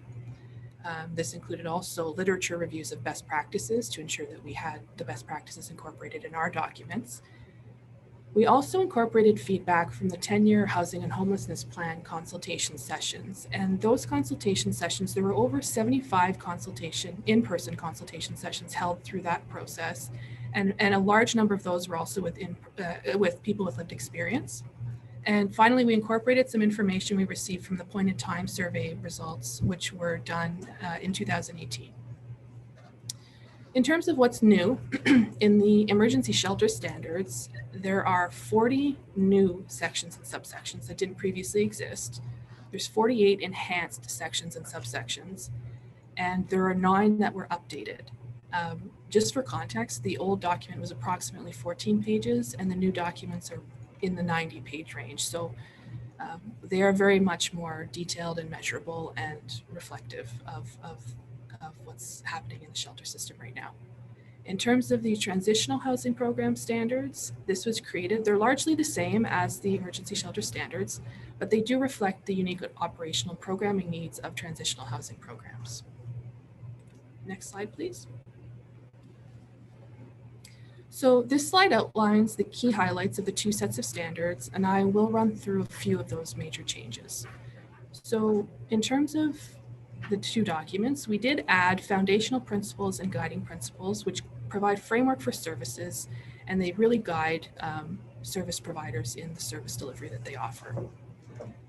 Really important too is that after COVID-19 and throughout the pandemic, we took the time to also review the documents with the COVID-19 lens. We had pretty well completed those drafts and then COVID hit. So we had to really look back and reflect on what we needed to do to update those from a COVID lens. So we engaged our partners at Public Health and have made those updates appropriately. There are a lot of policy and procedure requirements that are comprehensive, detailed, and clearly defined as to what they need to contain. A couple new policy and procedure requirements, for example, would be the Good Neighbor policy. That's a new one. And there are a number of special considerations for Indigenous people and the LGBTQ2S+ community, for example, where there also need to be new policies. We have requested enhanced policy and procedure requirements for things such as client input, complaints and appeals, pest control, weapons and prohibited items, as well as a number of health and safety considerations. And next slide, please.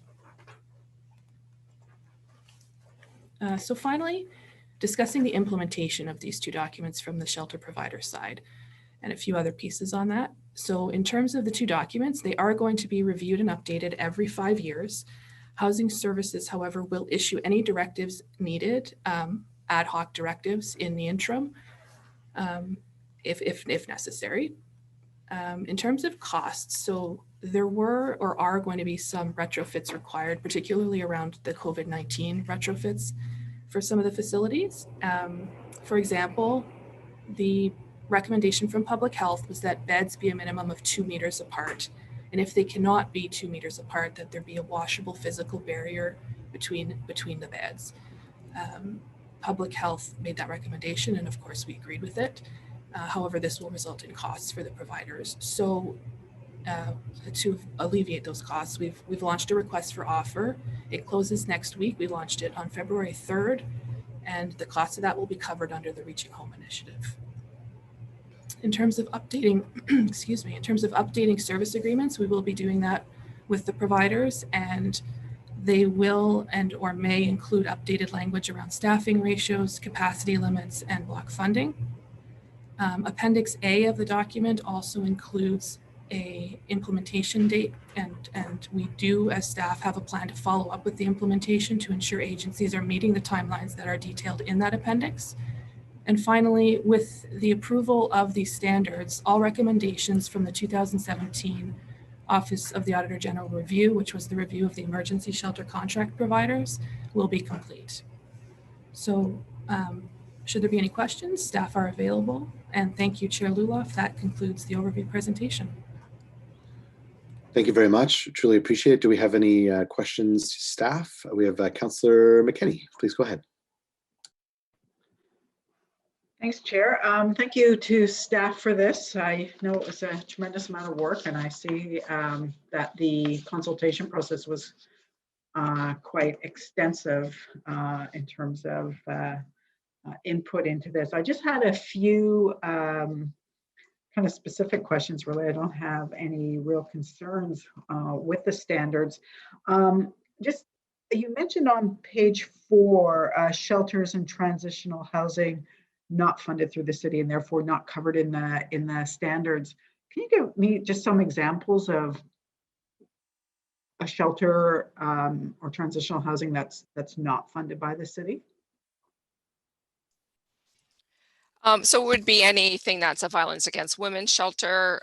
For example, I know the Salvation Army has has a transitional housing program on Gladstone. So it would be, you know, anything that's a second stage that may be transitional for drug or alcohol, for instance, like the Mission Okay. has a program. It would be those types of programs where we're not a direct funder.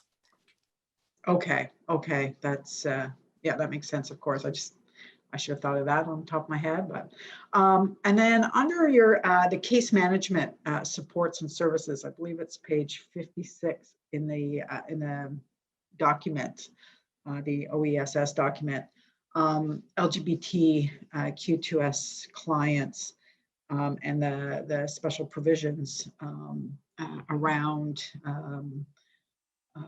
you know, queer, but especially transgendered individuals who seek shelter. You know, I think that the standards in here are good. They certainly speak to ensuring safety for everyone and making sure that people are housed in the gender that they identify or at least are comfortable in at that point in their lives. But I mean, Shelley, you and I have had experiences with some shelter clients who are transgender. They may identify, they may as female, but you know, still can look male. I mean, it can be just going in for lunch sometimes, just for rest can be dangerous. It can be at risk of severe harassment, and you know, because they are everywhere, and so certainly within a shelter system is no different. Do we make provisions for people who might be at real risk to their, you know, of being abused, of being harassed, and even met with some violence, in terms of then directing them to a space that is very separate from the larger shelter population? Thank you, Chair Luloff.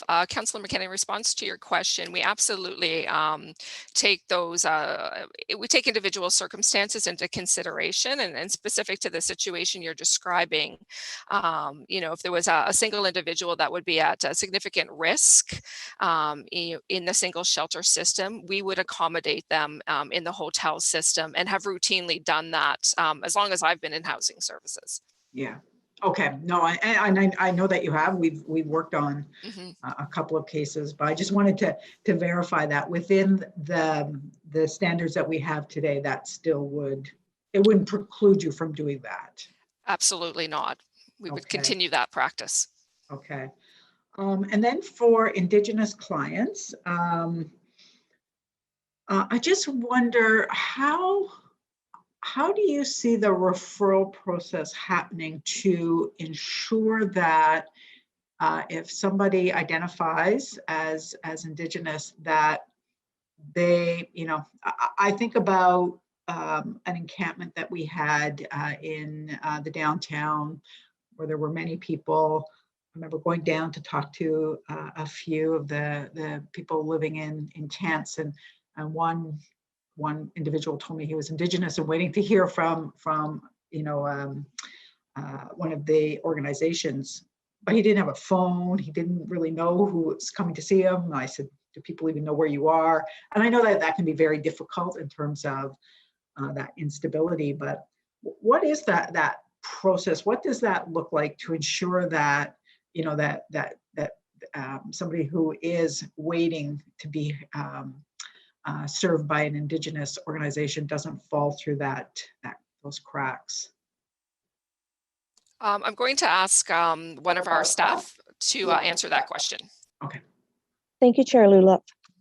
Thank you very much for the question. So this was a really important part of the updating the standards, and we did meet with the ACAB, and what is in the standards is actually what has come from those organizations. So it's in terms of providing support and services to Indigenous clients, there's within the standards, there's reference to this in many different areas, but it's within the guiding principles. But the big thing is exactly what you just discussed. It's about those referrals and ensuring that we have a safe environment in which people feel comfortable to self-identify. So within the intake process, which is when someone is coming into the shelter, it's incumbent upon the shelters to ensure that they create an environment that encourages Indigenous self-identification and ask directly, and this was very important from the ACAB when we met with them, ask the question directly if they're First Nations, Inuit, or Métis. Within case management, so within a very short period of time when we're again meeting with the clients or the residents, again looking to create that environment that again creates Indigenous self-identification. And what we heard from the ACAB when we met with them is that we just need to continue to reintroduce that, to let people know that these services are available, that there are specific services that will serve them, and to do it in a way that people feel that they are being supported so that they want to self-identify. And that is part of the actual policy itself, is that each provider needs to develop and implement a policy that details how self-identification for Indigenous clients will be will happen, and then also how they'll be referred to culturally appropriate services. And this is also part of the coordinated access that we have. So some of this is already happening, and we're working with the Indigenous community and with Indigenous partners to strengthen this. Thank you very much. No, I appreciate that. Thank you. Just on, I think it was page 64. Sorry, Chair, I'm having to, I don't have anything. Capacity limits in shelter. It's just not clear to me how we set capacity in terms of ratio to staffing. Yeah, so in here we have bed capacity limits, obviously, and we have legislated capacity limits for premises. But how does that? What is the ratio of staff to client, and is that spelled out in the legislation? Thank you, Chair Luloff. So the staff to client ratio is not spelled out in any kind of legislative framework or regulatory framework. We have in the standards that a minimum of 2 staff must be on and awake at all times.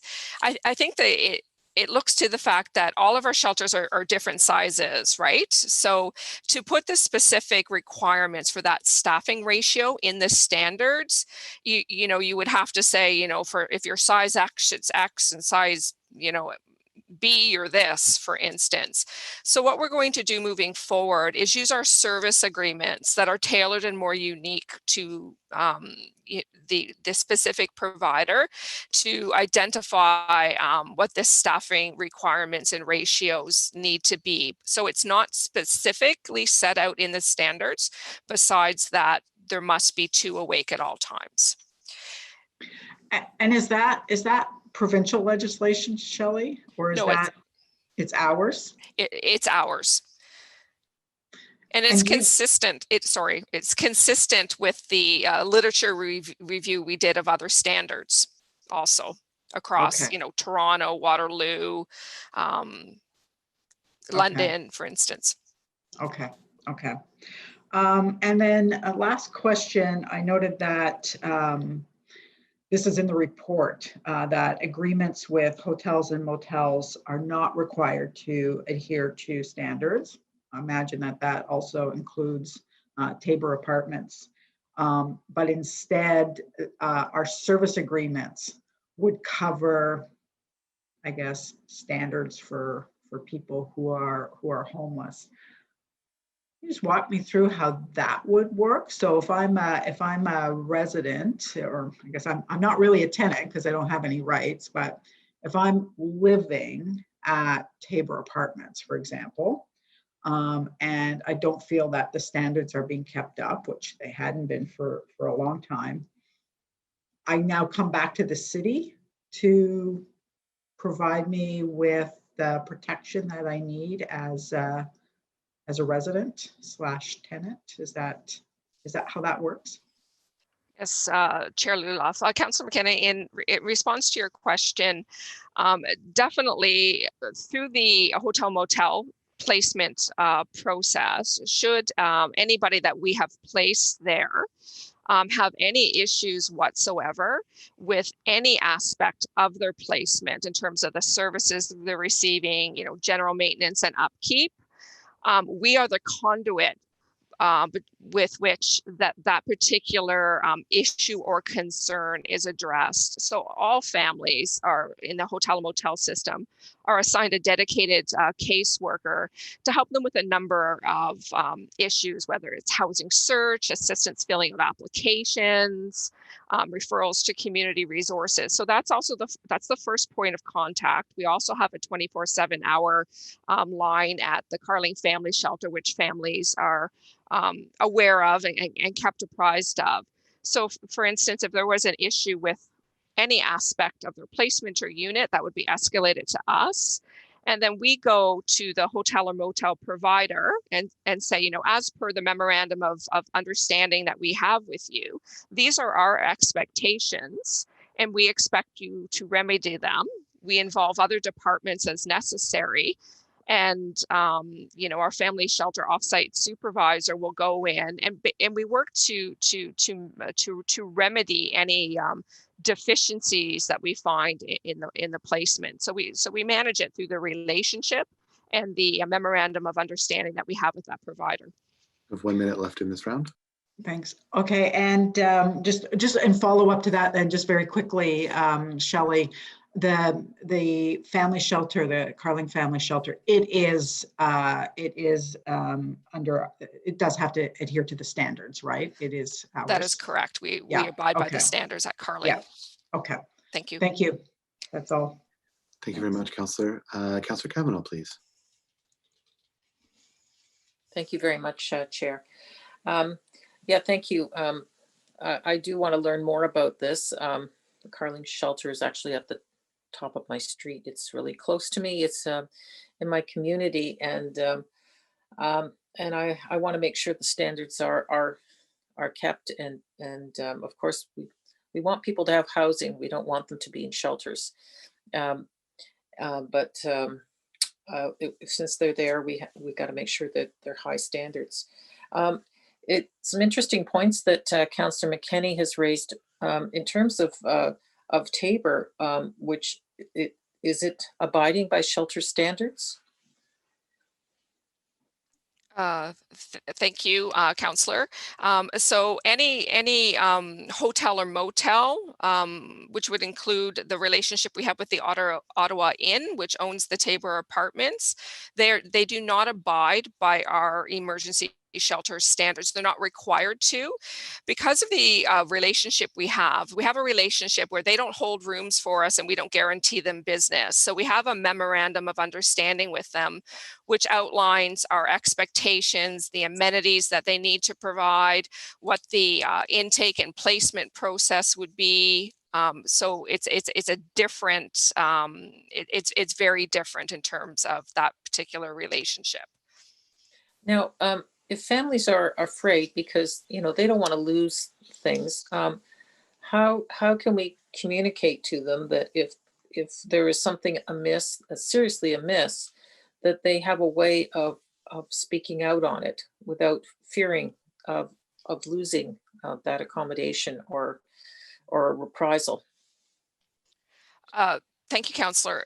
So, I mean, as I explained to Councillor McKenney, they do have a dedicated case manager. So we don't expect any family to ever have to actually raise or address an issue with a hotel or motel provider. That's not their role, that's our role. The relationship that exists is between us and the hotel or motel provider.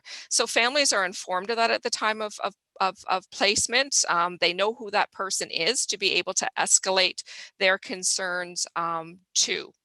So it's really an added level of protection for that particular tenant, because the city is the conduit, or not tenant, I'm sorry, for that person that's been placed there temporarily. The city is the conduit through which the relationship is managed, and anything that's wrong with the placement is remedied. Okay, because clearly we've heard that the standards were not followed, so there's still, so how often are case managers are at shelters, at the non-city shelters? It's been a little bit different, Counselor, through COVID. Just we haven't been doing as much face-to-face, but certainly we do have caseworkers that go on site that are meeting with families. Might have to ask my staff at the how often that is occurring. Okay. I know we work closely with your staff because we have, because I also have motels here as well, and we hear from residents and they're they're desperately looking for permanent homes, and hopefully we'll be addressing that. So that's the big concern. In terms of the number of Aboriginal in shelters, it's a delicate issue. We don't want to keep shelters. Shelters are, but yeah, they're necessary. And I appreciate your responses to Councillor McKenney on the sensitivity of the issues of for Aboriginals. But has there been anything looked at in terms of specific shelters for those that of Aboriginal cultures, but which is not a homogeneous,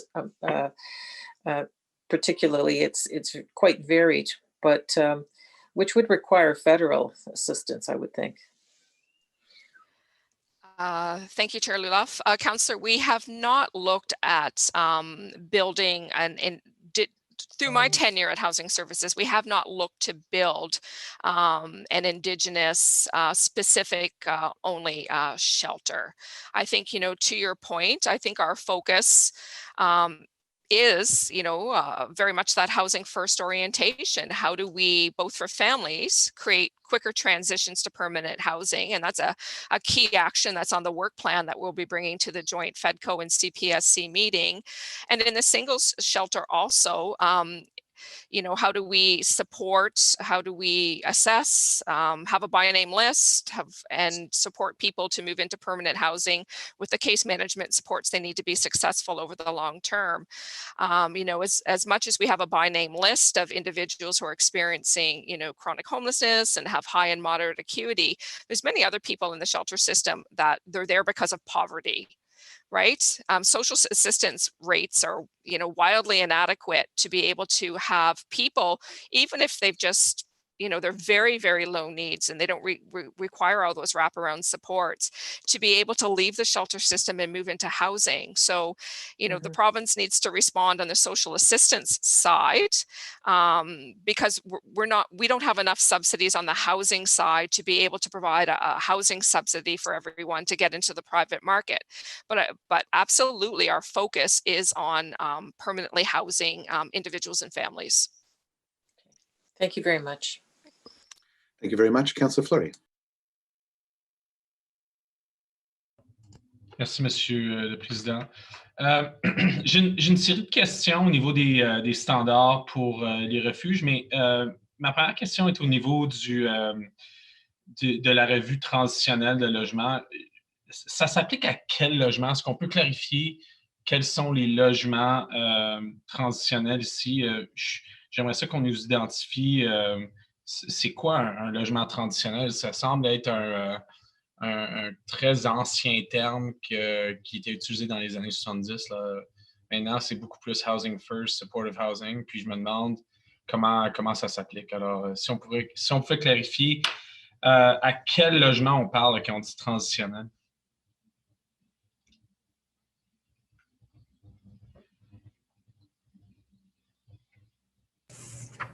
Merci pour la question, conseiller.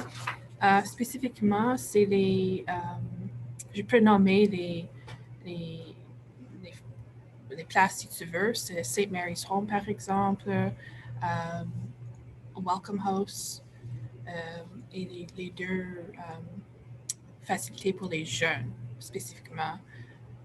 Et ça, c'est les programmes avec un component résidentiel. Alors, ça, c'est la différence entre les refuges et et les programmes traditionnels. Donc, est-ce que tu pourrais clarifier si les pourvoyeurs de logements comme supportive housing, là, je sais que John Howard, Salis, Shepherds, Options ont des logements supportive housing. Quels sont les standards pour ces groupes-là? Puis est-ce que cette définition s'applique? Non, ça c'est complètement différent et ça c'est une autre. C'est pas pour les deux. C'est pas pour les normes sur les refuges ni les normes sur les programmes transitionnels. Est-ce qu'on a des normes pour les supportive housing providers? Je crois que oui, mais c'est pas sous les deux que j'ai nommés. OK. Et puis, quand on parle des maisons de chambre, là, ce qu'on communément on appelle les rooming house, est-ce que les standards que vous parlez présentement s'appliquent?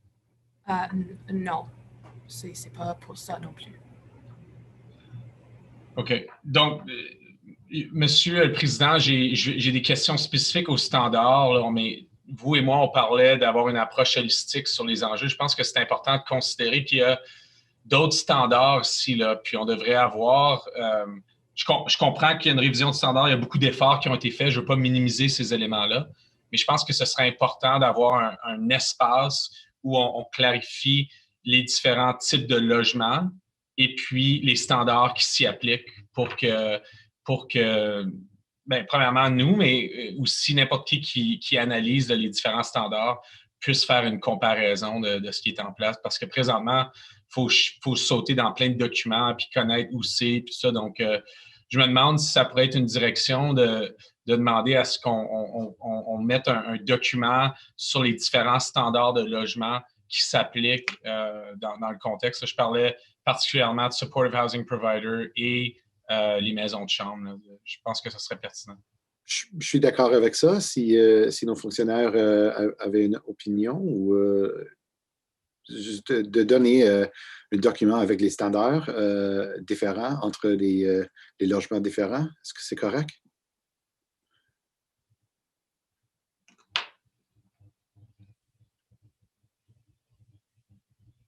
Just turning to staff to respond to that.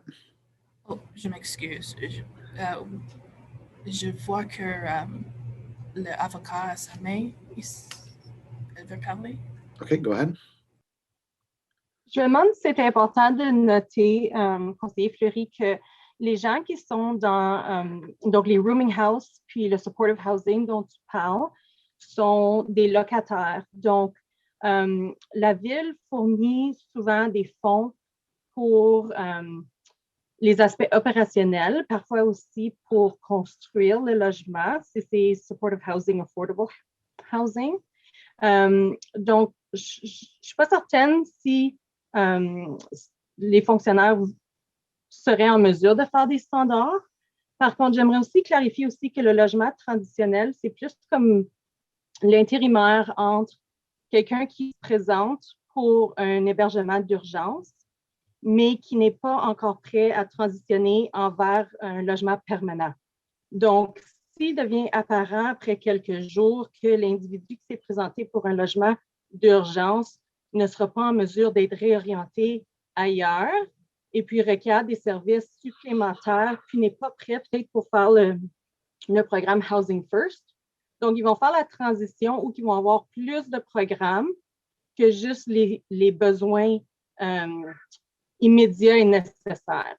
Donc, le transitional housing, le logement transitionnel, et l'intention est que les gens ont besoin plus de temps avant de pouvoir aller au logement permanent ou de recevoir leur subvention s'ils sont sur la liste d'attente puis ils reçoivent une priorité. Donc, tout le monde qui se présente au refuge pour un besoin immédiat peut qualifier pour le service. Mais ce qui est différent du logement traditionnel, c'est que quelqu'un doit vouloir participer au programme. Donc, ce n'est pas juste le logement comme tel. Donc, quand vous comparez les deux standards, c'est important de noter que les fonctionnaires ont mis beaucoup plus l'emphase sur les programmes et non sur les besoins immédiats. Mais je crois que si vous voulez poser la question aux fonctionnaires pour est-ce qu'on peut avoir des standards pour supportive housing, rooming houses, c'est important aussi de noter que les residential services homes ont aussi des standards qui sont requis par la province. Donc, peut-être les fonctionnaires peuvent considérer si les residential services homes, si ces standards-là pourraient s'appliquer pour les fonds qu'on donne pour les opérations dans les supportive housing et les rooming house. Est-ce que ça l'aide à clarifier? Oui, M. le Président, moi dans le passé, là, moi, je ne suis pas en faveur des transitional housing. Moi, je crois que les gens, quand ils sont dans la rue, on peut facilement, avec les recherches qui ont été publiées, les appuyer avec logement d'abord, puis avec les logements avec appui. Donc, mais c'est pas là le débat. Le débat ou la demande, c'est vraiment qu'on a une série d'initiatives. Là, on revoit les standards pour 2 groupes. Il y a les group homes, il y a les rooming house, il y a les supportive housing. Je pense que ce serait important, là, je ne sais pas, de re-questionner et de changer ces standards-là, mais j'aimerais ça qu'ils soient tous disponibles dans un package pour qu'on puisse bien les analyser. Je pense que c'est difficile de faire des comparaisons ou de comprendre ce que l'on demande des différents partenaires quand on ne voit pas un ensemble. On parlait tout à l'heure des motels, des hôtels, bien, eux aussi sont licenciés par la province. Donc, dans la province, tous les hôtels en ville ont des standards. Ce serait important d'avoir une structure, une grille là, qui démontre quels sont pour tous les types de logements où on met des gens vulnérables, l'approche. Donc, c'est pas une revue de la documentation que je demande, c'est un rassemblement de cette information-là pour qu'on puisse bien l'analyser.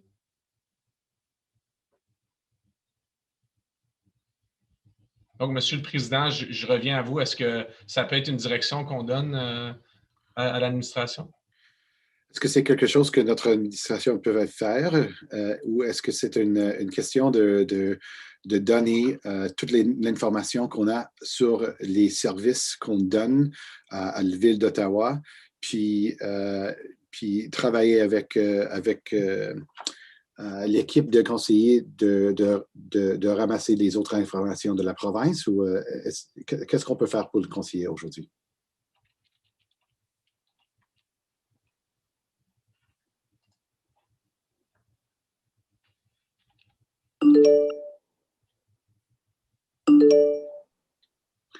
Monsieur le Président, si vous me permettez, peut-être je peux aider à la réponse dans le sens de ce qui est sous notre contrôle. Je crois que les fonctionnaires pourraient présenter une grille qui indique tous les sortes de logements dont on participe,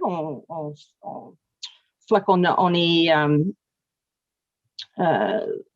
qu'on fournit des fonds ou qu'on est impliqué d'une façon ou d'une autre, puis on pourrait préparer une grille qui présente soit la législation qui est applicable ou les standards qu'on aurait développés nous-mêmes à la ville parce qu'on est impliqué dans les affaires de ce logement-là. Parfait. Parfait. Juste pour les summariser à nouveau, j'aimerais ça qu'on mette une grille où on a les 2 standards qui sont devant nous, qu'on y ajoute les hôtels, les motels, qu'on ajoute les group homes, qu'on ajoute les rooming house, puis qu'on ajoute les supportive housing standards aussi. Si on peut faire, je pense j'en ai compté 6 ou 7. Si on peut les mettre dans une grille, ce serait apprécié. Puis je réalise qu'il y a différents actes, là, puis différentes responsabilités. Donc, c'est pas là où j'essaie pas de changer les standards, j'essaie juste de les comprendre. Donc, j'apprécierais cette information. Thank you very much. Merci beaucoup. Mr. Chair, I do have a number of questions on the standards, but I can come back on the list if my time's up. Your time is up for right now, but do we have any further committee members with questions on this report? No? Okay, go ahead, Councillor Fleury. Okay, I'll try to be brief, just focusing on the standards. So I don't know who's answering. I think it's Shelley that's been answering, and I want to thank Deanna and Kale and Marion for their time in going in details over the standards. Shelley, there's been a reviewed approach to shelter spaces for a number of reasons, but let's narrow into the period, which is COVID. which has created a new capacity limit. A lot of the shelters are repurposing with funds to ensure proper distancing. Can you just give us an update how that's influenced the review here and how that was factored into the latest capacity limits?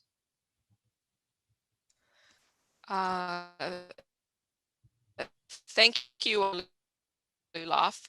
So when COVID first hit, we took a good look at, what is the capacity reduction that we would have to create so that shelters could reduce, we looked at 25, 45% capacity reductions.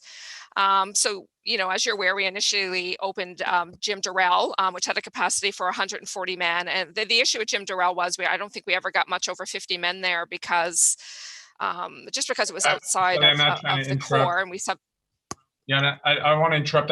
I'm not speaking to what we've done through COVID. I'm actually looking to existing shelter providers. There's been a COVID reality, right, which has limited their capacity. How has that informed the review of the standard? I just want to understand that.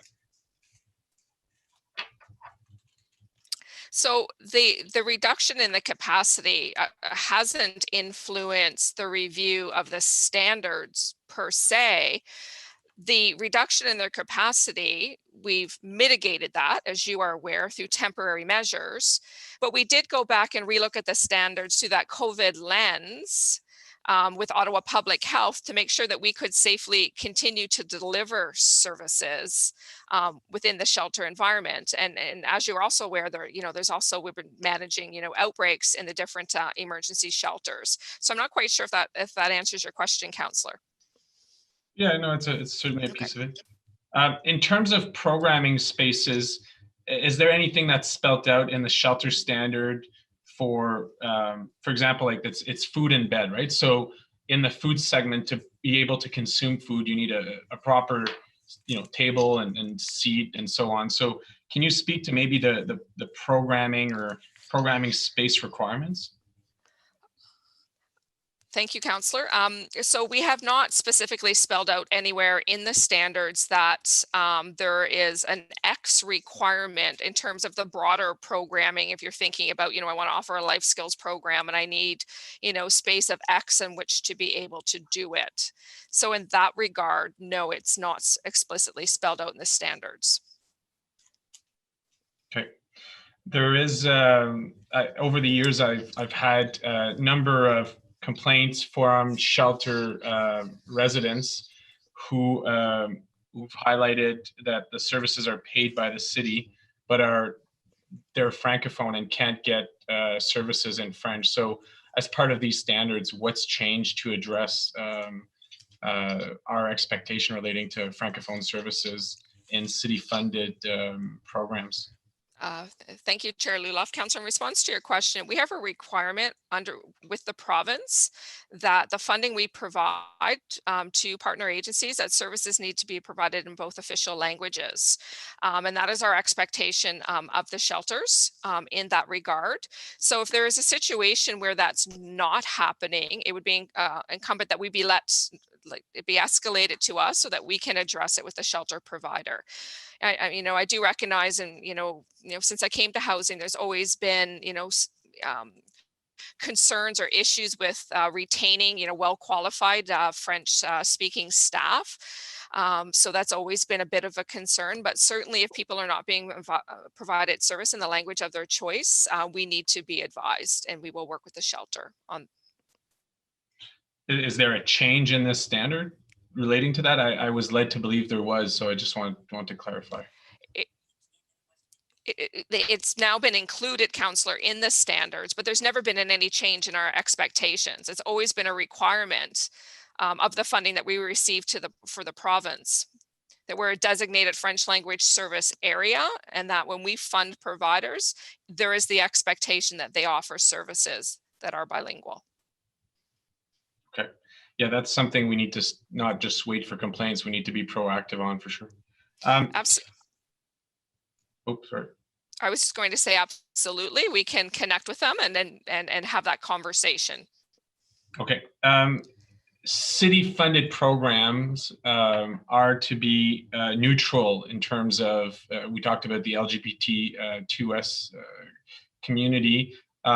We also talked about Indigenous, but I haven't heard about religious. And a lot of the historic organizations have religious roots. I wonder, how is that managed? Because ultimately, if I'm of a certain faith that is not the faith of the organization that offers shelter, I shouldn't be discriminated against or influenced towards a particular faith organization. Thank you, Chair Luloff. Councillor, that's also very important to us here at the city, and we have intentionally put it in multiple spots in the standards that providers cannot require any people to participate in any sort of religious programming, and also on the client side that they are not expected to participate in any sort of religious programming, and that people cannot be discriminated against on the basis of, you know, all of those different aspects under the Human Rights Code, you know, language, ethnicity, race, etc. So we do take that very seriously. I think one of the issues is we don't fund all services that happen in a building. We fund some of the primary services, but we can't control, for instance, if there's a program that's funded by the Ministry of Health and Long-Term Care, and there may be a spiritual component, or if somebody doesn't want to participate in a spiritual component, a quiet activity or a meditation type activity on their own. But the services that we fund, that we have direct control over, are not to require any participation in religious programming, and we will address again any concerns that are escalated to us in that regard, and we'll also speak with providers as we roll out and implement all components of the standards around anything that they currently do that may be a practice that could be construed as that type of religious component.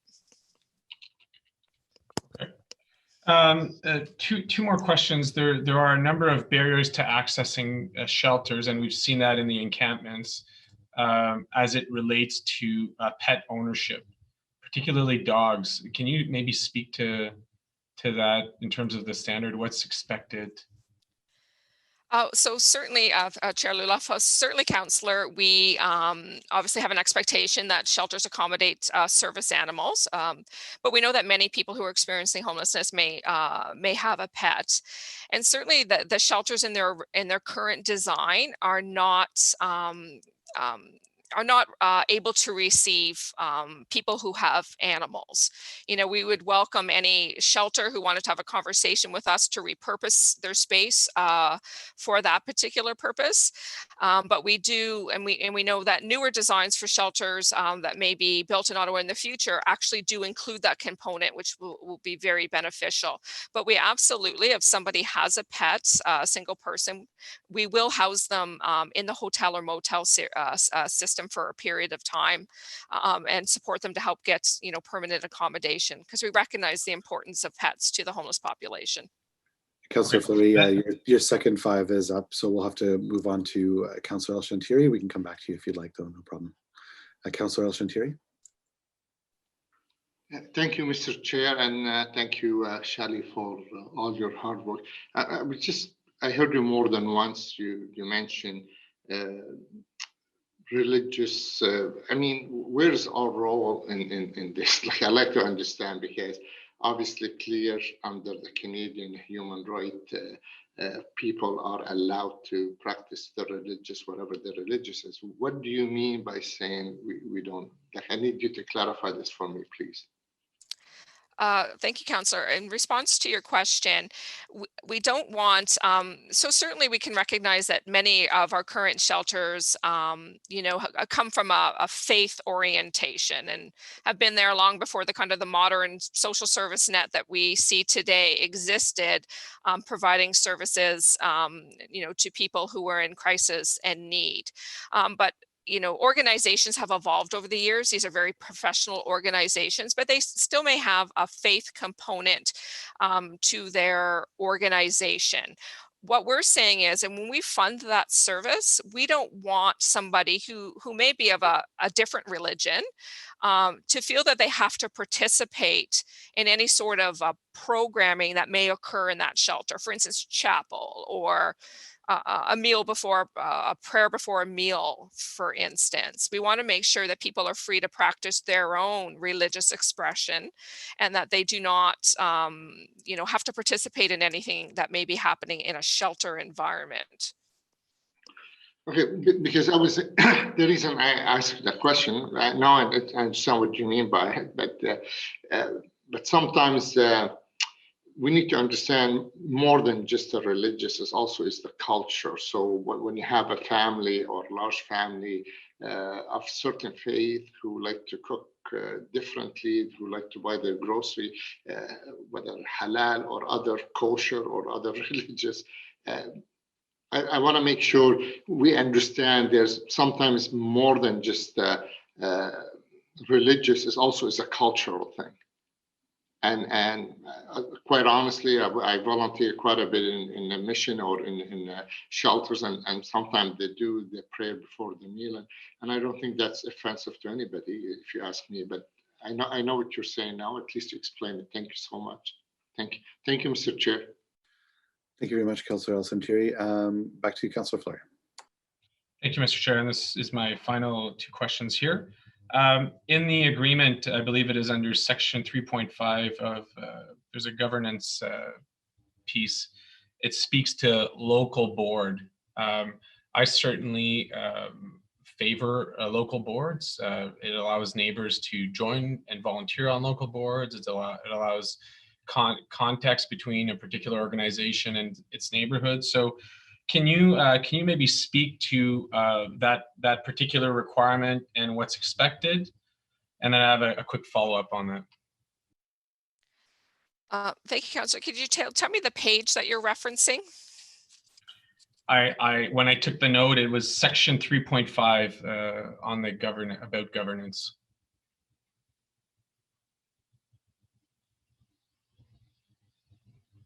If it helps, Shelley, I believe Deanna had it when when she briefed me, because we talked about that. Sorry, Councillor, my apologies.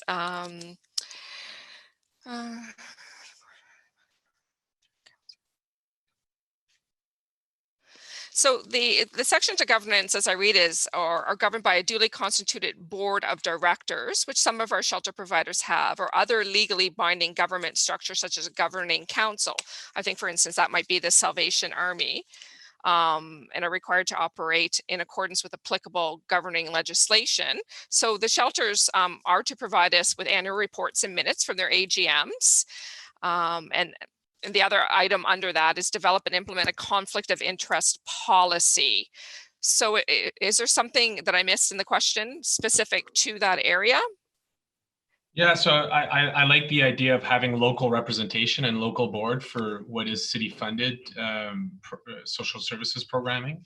So is it possible to bring a little more clarity to having I understand there are structures within larger institutions. I totally respect that, but locally, for local oversight, even on volunteer board basis, and local AGMs, for example, I think there's a role for as a local councillor, I'm often invited at AGM for many of them. There are others that don't have local AGMs, and I've always found that to be interesting, because that's an opportunity for volunteers to sign up and for community to raise concerns if there are any. So, Councillor, I may have to defer to Geneviève Longley, our lawyer that works for Housing Services, just in regards as to whether we can require an organization around its corporate structure to have a local board when they may have another, corporate governance model, like the broader or higher level council structure.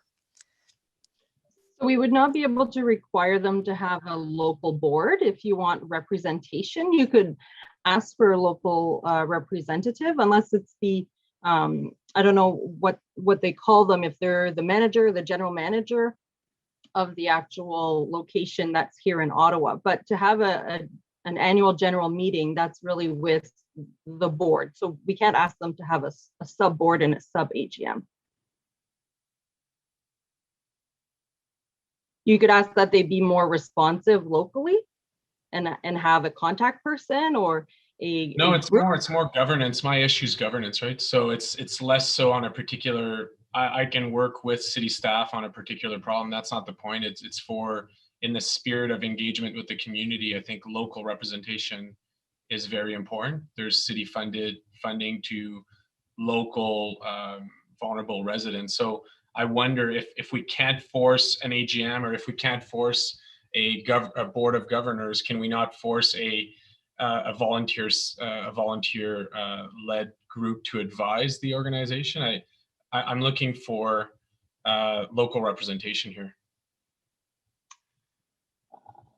I don't know that you could have an advisory group that is binding. I mean, they could form any informal group that could provide their comments, but to say that they would be required to follow them would not be possible. Okay. The particular agency that Shelley was raising earlier did have a pretty public scandal in terms of funds that were taken away, and obviously that became a criminal investigation. I just wonder, because of the history of those challenges of making sure that, you know, local investments do have local connection, I wonder if that can be looked at. We can maybe take it offline ahead of council to see what can be done. Okay, and then, yeah, I'm seeing head nods, so I think not to take too much of. And then the other one, Mr. Chair, is around the good neighbors. There's a reference to good neighbor practices, which I appreciate in the discussion, but I feel it doesn't have the teeth if there are no actions in that regard. So I'll take that offline and maybe can work with you and staff to solidify both these governance and good neighbors objectives, because they're clearly spelled out in the standards. Okay. Thank you, Councillor. Thank you very much. Is this report carried? Carried. Carried. Okay, thank you very much, everyone. We're moving on to our second last item, long-term care services, accountability agreements with the Champlain Local Health Integration Network. This is the Committee and Community and Protective Services Committee approved the 2021 declarations of compliance that are required under the 2019 to 2022 Long-Term Care Home Service Accountability Agreement. We don't have any delegations on this topic, but I do believe that there were some questions to staff, so we can move on to questions to staff. I believe Councillor Kavanaugh had a question. Yeah, go ahead, Councillor. Yes, thank you. I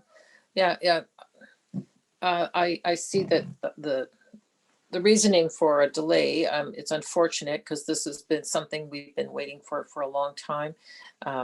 I've met with with this group before that has brought this forward, and they've done excellent work on the whole butterfly model and bringing it to the city of Ottawa.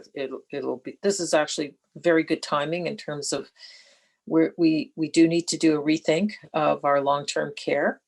And I just want to ask staff about are we ready to take this on and what it would look like. Thank you.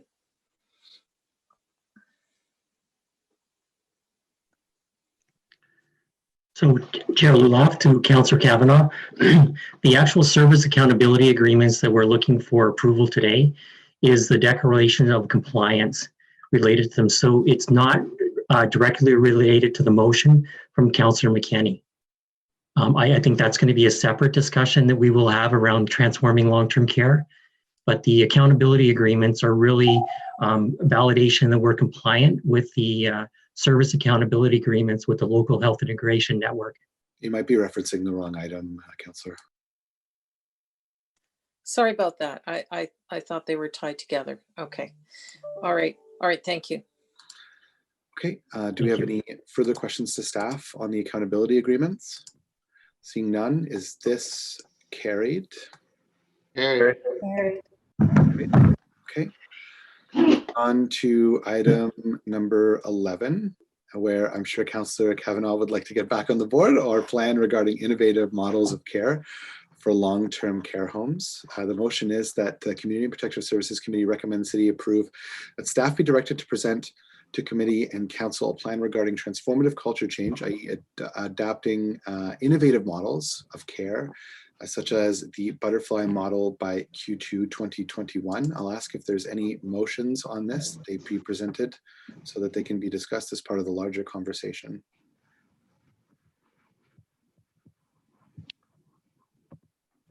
Mr. Chair, there's a motion that I had already introduced. If you want me to put that on the table again. Okay, I think we'll just have it up on the screen so that people can see that. Okay, perfect. Does anyone have any questions to staff on this topic or wish to discuss the motion? Chair, do we not have delegations on this? Delegations. Oh, thank you very much, Councillor. I appreciate that. I'm a little bit ahead of myself. Okay, so we do have 2 delegations. We'll move to delegations now. Our first delegation is Barbara Shulman and Kathy Wright from the CARP. Please go ahead. And again, thank you, Councillor McKinney.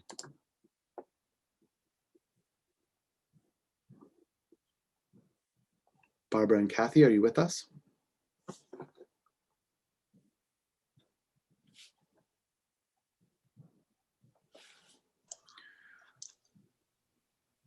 No?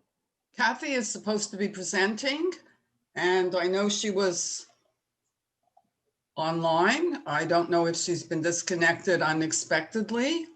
Okay. Sorry? I don't know if Mark knows. If not, I do have her presentation. If you'd like, Barbara, what we can do is have the second delegation speak first, and then if you want to. Okay, and I'll see Kathy, if I can check with Kathy in the interim. Okay, let's do that then. Sorry, I'm here now. I had trouble getting on. If you can... Oh, okay, great. Go ahead, Kathy. Okay, sorry. Okay. Good morning, everyone. My name is Kathy Wright, and I'm the Vice President of CARP Ottawa, the Canadian Association for Retired Persons, and Chair of its Advocacy Working Group on Long-Term Care. In 2008, just prior to the last municipal election, our board made improving the care in long-term care homes a priority. We met with some of you both pre and post that election, urging the city to become the leaders, the champions in this area for all the homes in Ottawa to follow.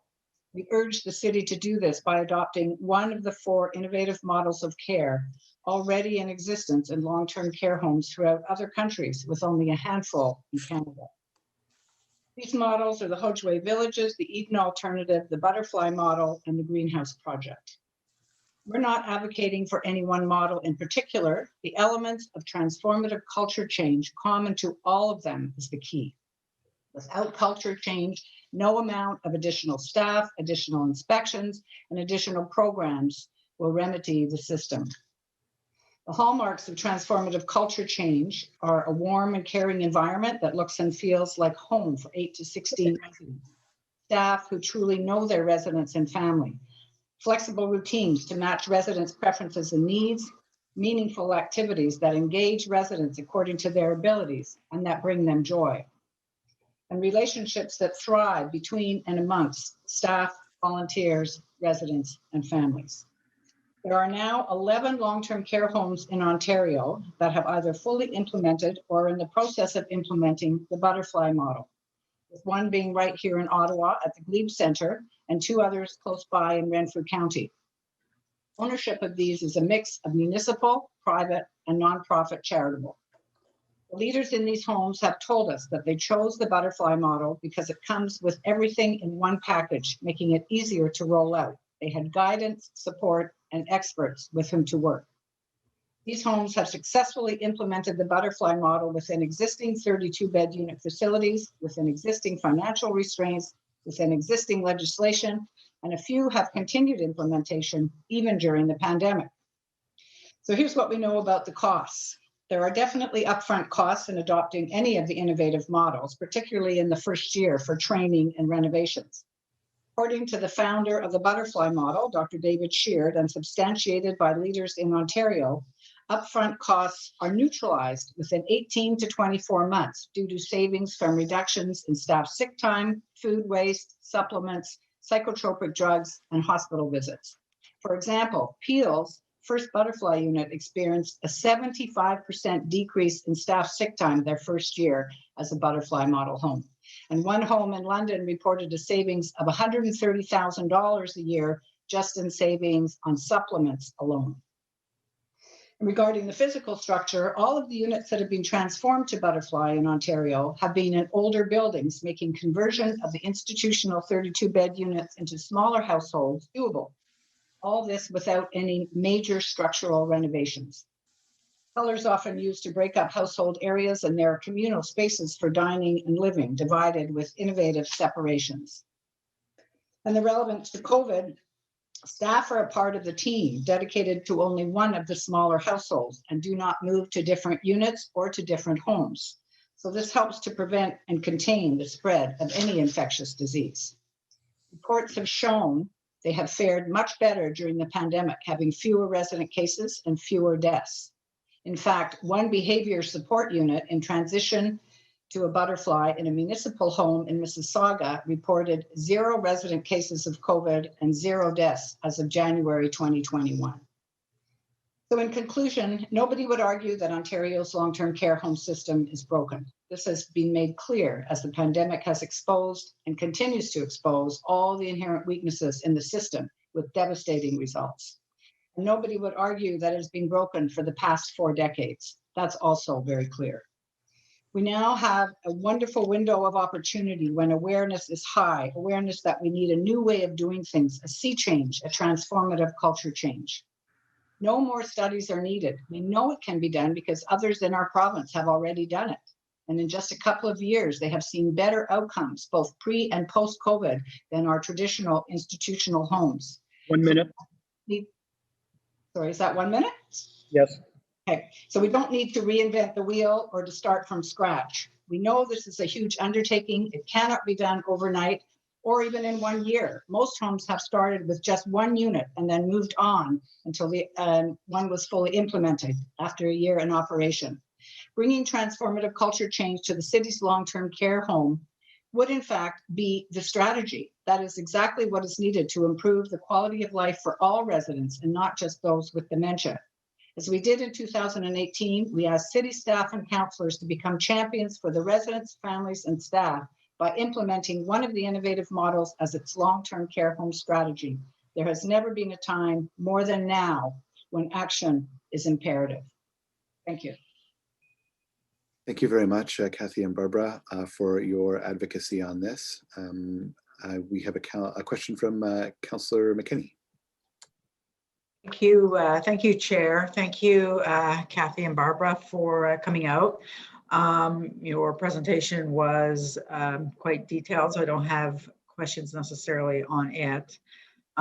We've spoke often about what's required, especially now that we've seen what happens in our long-term care homes, because we've not, and to be fair, I mean, the city's homes have fared much better than private homes, but we have failed our seniors who end up in long-term care in this province, and we've seen that play itself out during COVID, but it was there pre-COVID. This just brought it into the public domain for us. Just a couple of quick questions for you. Of the 11 homes that have adopted any type of new innovative dementia care model, they are both, we have examples of both public and private homes. Is that correct? One of them is the 2 ones that have the most units now that have either being implemented or in process. The 2 larger ones, one is the municipality of Peel, so the municipal homes, and the other is a private home called Primacare. And they have 2 accredited butterfly models at the moment, and they are working on a new one as well. But there are other ones, for instance, Glebe Center here, which is nonprofit charitable. Mm-hmm. And can I just ask you, Primacare, how did they fare through COVID with infections and deaths in their home? They have done just as well as the municipality of Peel homes with their butterfly homes have fared much better. They've had fewer infections and fewer deaths. I don't have the exact numbers, but we could certainly get them to you. Okay, but they have fared better, certainly. Absolutely, yeah.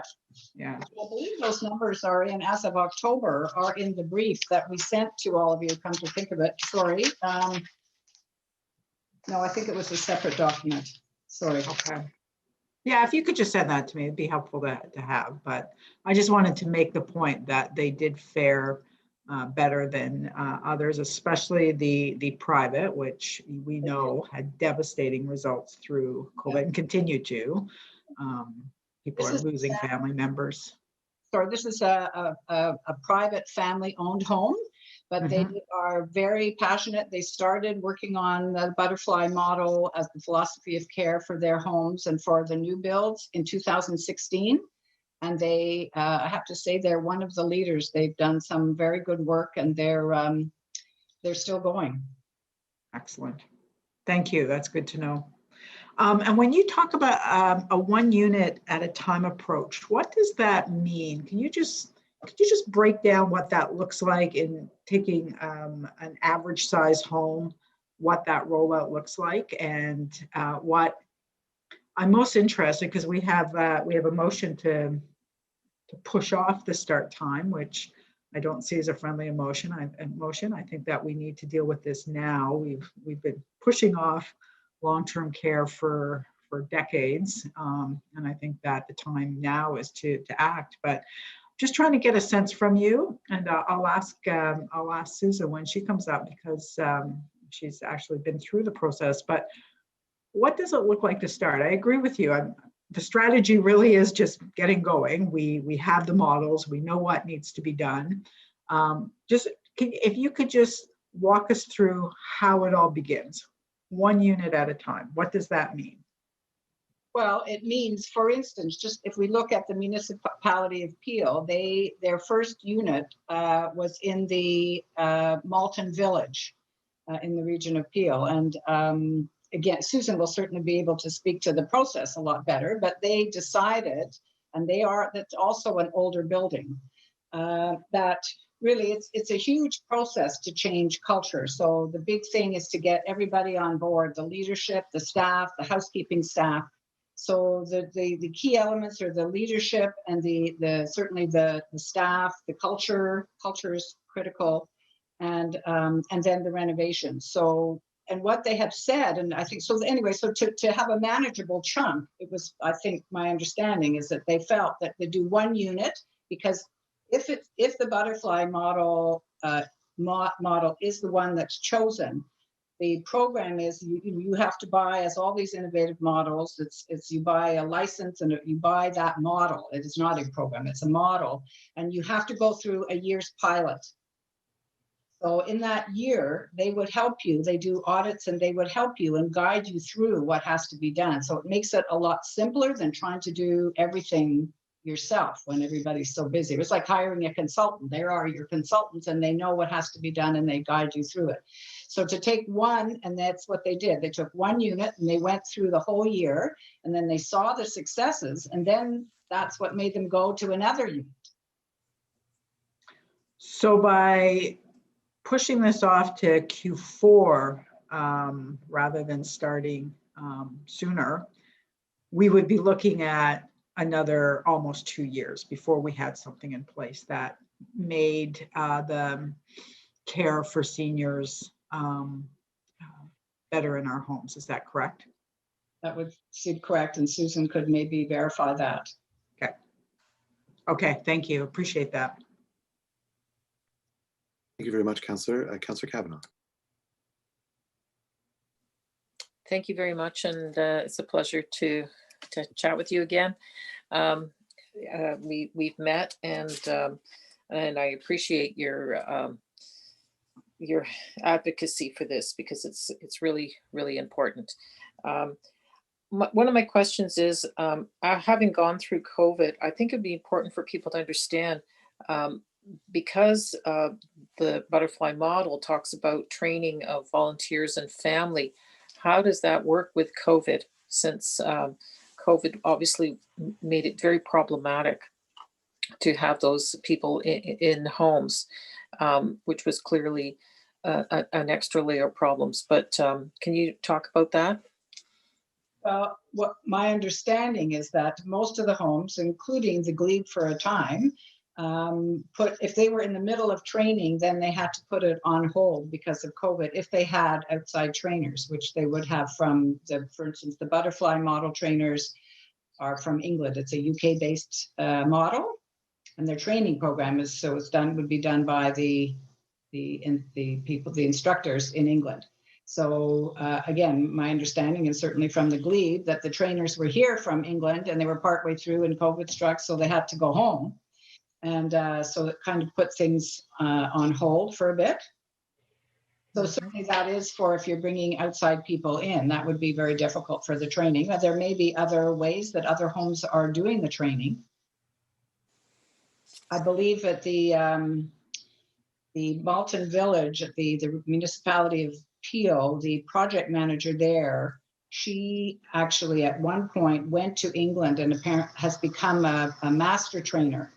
So now she's able to do some of the training, I suppose, for her, her group. But again, this is all, I think, Susan would be in a far better position to talk to this because she's lived through it.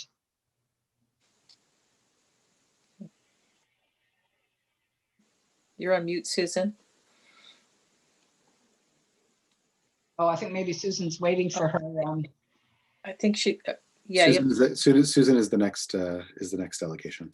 Okay, all right. We'll have her ask. We'll give her a chance.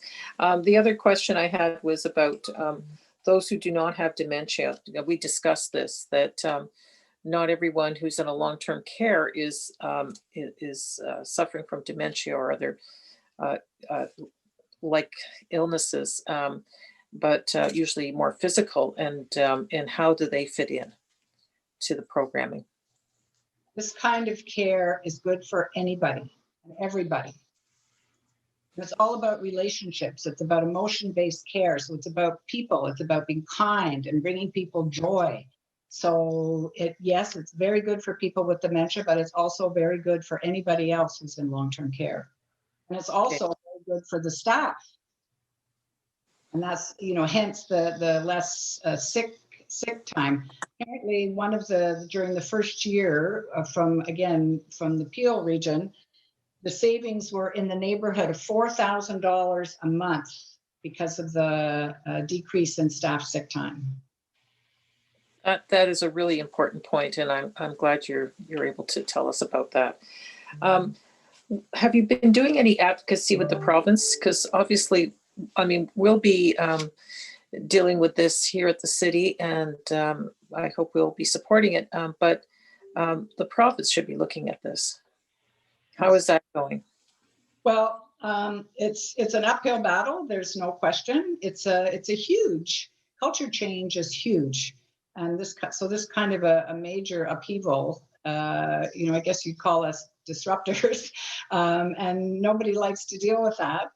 But we've been talking to the minister. We've talked to the Minister of Long-Term Care, and we've talking to the MPs. We're trying to build up a grassroots movement by working with other organizations in Ontario, so that we can also get the information out to the general public. Because if you haven't been involved very much in long-term care, it's hard to imagine really what's going on and what's needed. But we are afraid, I have to say, because this has been going on for so long in long-term care, and really it has been up to 4 decades, that if we don't do something now while the awareness is high, that it will soon be forgotten, and there'll be other issues, and it'll be very difficult to make something happen.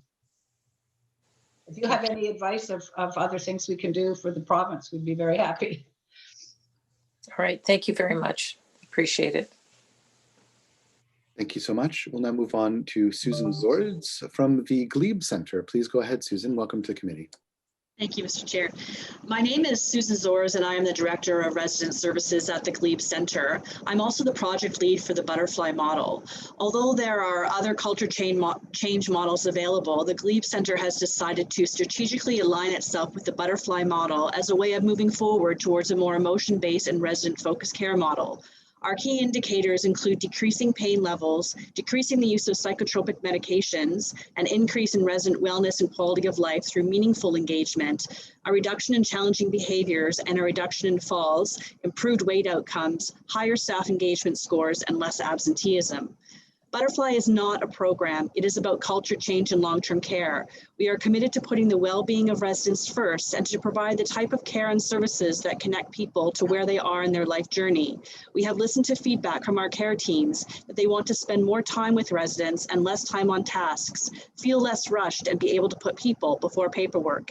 In September of 2019, we launched the Butterfly model with the support from our consultants at Meaningful Care Matters.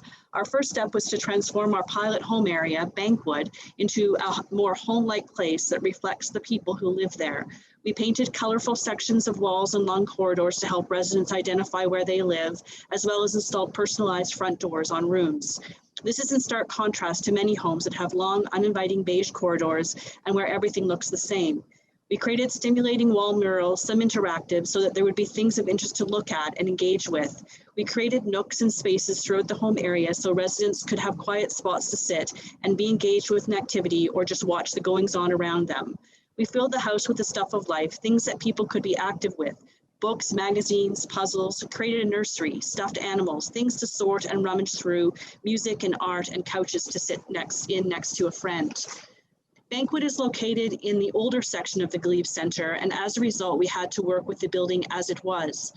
However, using creativity and innovation, we were able to create sections on Bankwood that reflected the different needs of residents. We are currently installing a kitchenette in our dining room for residents to help themselves to a snack or make a cup of tea. In January of 2020, we started the educational modules and training of our care team on Bankwood. This involved full-day training with our consultants from the UK. The education was intense and focused on changing minds and hearts about how we traditionally care for people in long-term care. We were able to get through 3 modules until we were sidelined by the global pandemic. However, in those sessions, we discussed and started to discover how we can make meaningful moments with people who live on Bankwood, how we can collaborate as a team, and the importance of life stories. We started to introduce the idea of staff and residents seeing themselves more like friends and challenging the hierarchy between them and us. We look critically at accepted language that is commonly used in long-term care and without much reflection on its impact, such as "I'm going on break" or "we have 254 beds, and challenged each other to be more aware of how this sounds and the message it sends. We asked ourselves, would we use this language at home? The Bankwood team has had the opportunity to discuss ideas, but also to share concerns, fears, and doubts on how to make the day less about tasks and more about slowing things down and being more flexible in their approach. We examined the concepts of neutral care versus person-centered care, emotion-based care, by looking at the world through someone else's perspective, and to refrain our approach from "what can I do for you" to "what can I do with you." As an organization, we recognize that successful culture change was dependent on the understanding, support, and engagement of staff, families, and leadership. The impact of the pandemic has presented many challenges to our progress. Over the last year, we've had to manage many issues, including the temporary loss of our consultants from Meaningful Care Matters, who are based in the UK. Although we are very much in touch and they are still a great support, the momentum of our culture change movement has been negatively impacted and delayed. As mentioned, we were only able to get through 3 training modules, leaving 5 yet to be completed. However, with the recent vaccine program and what looks like a bright light ahead, we are once again ready to press the restart button. In speaking with our care team and families, it seems there is an appetite for change. This pandemic has highlighted some of the challenges and inadequacies in long-term care, especially in the area of person-centered emotion-based care. I'm pleased to report that to date we have had 0 cases of COVID-19 on Bankwood. Our future approach will be to continue with the education of our care team, the implementation of butterfly ideas and concepts, as well as recognizing that safety around infection control is essential. IPAC and person-centered care must go hand in hand, always remembering and recognizing that we are a home and a family first. Thank you for the opportunity to speak with you today. Thank you very much. Questions or delegations? Councillor McKenney, please go ahead. Thank you, Chair. Thank you, Susan, for that presentation. Couldn't help think while you were describing the changes that you made and the emotional based support, how wonderful it would be if, with obviously some modification, we could extend that into our shelters and other congregate care settings and treat everyone with the dignity and respect and comfort that we all like to live with, and we all like our kids and our parents and people that we care about. So thank you for the way that you presented that. What was the cost to your organization to implement the culture change? I know it's ongoing, but if you could just give us an idea of what that looked like. The cost up front was $100,000. Plus travel costs to get our consultants back and forth, their hotel stay, their food, that sort of thing. We were fortunate that we were sharing some of the costs, as mentioned, with the home up in Renfrew and one in Waterloo. So we were able to sort of share because we were all sort of working at the same time, we were able to share some of that cost. But the upfront cost was $100,000. And then there's 8 full day, and it's spread out over the course of almost a year. As I mentioned, we only got to 3 of them, but 8 full day training sessions where we take the whole team. And when I say the whole team, I'm talking about everybody that works on Banquet, which is our butterfly home. And that means the housekeepers to the dietary staff to the recreation people, because everybody is included in this. It's not just about PSWs and nursing, it's the whole care team that works there. So there was, of course, staff, replacement costs as well that we incurred. Do you think that that it made a difference in terms of your outcomes through this pandemic? Well, we just started, but it really, what I observed, because one of the things, I think there was a question on training earlier, and one of the things that we did was we had our consultants do the training with leadership, and then myself and 4 other people were sort of train the trainer model, so that we then were able to go in and train our teams. The reason being is that we wanted to make sure that there was a way for this to carry on if somebody was to leave the Glebe Center, that we had a contingency of people that had the training, knew what to do. So what we did see in the first month, as I mentioned in my discussion, there was, there's always a little bit, change is hard, and people that, a lot of times it's like, well, how are we going to find time to do this? We don't have time to do anything else, and those sort of things, which are very real. But we did notice as we started going on, and people really had a chance to challenge themselves and to challenge the way they've always sort of done the business of caring, that we did notice some changes. And I can give you an example of one that comes to mind just off the top of my head, and that was one of the things with the butterfly model is to get rid of uniforms, because it's a home and we don't wear uniforms in our home. And that can be really challenging for a lot of staff. There's a lot tied up sometimes in uniforms and nursing, uniforms. So we did ask people to, in January, we sort of had a Scrub the Scrubs campaign. And I had a number of, and so the idea would be to wear something, maybe something colorful, maybe something with that was bright and could engage, and it could potentially have someone want to chat about what you're wearing. Maybe there would be like an Eiffel Tower on your t-shirt or something like that, or something bright. And I had a number of PSWs come up to me and said they were skeptical at first, but they were absolutely shocked, because the residents, and these are residents that are in the mid to late stages of dementia, would come up to them and say how great they looked today, complimenting staff, really noticing that they weren't wearing the traditional scrub. So those little wins really help people buy in to the broader change. like so many things over the last year, it's been very difficult to have to put a stop to our training. But as I mentioned, we're restarting, and I have had a number of people sort of come to me and say, you know, when are we going to get this going again? All our residents have been vaccinated now twice. We have a huge percentage of our staff and our essential visitors and volunteers, the ones that we still have, vaccinated. So we feel we're in a very good position. We're doing rapid testing in our home, as you know. So we feel we're in a very good position right now to sort of start getting things going, looking at what is it that we can do. Obviously, we can't do the communal dining aspect of the program, but there's a lot of things we can do. And what I can tell you is another big thing is we have seen our behaviors of residents escalate substantially, which of course is a huge concern for us. Yeah, of course.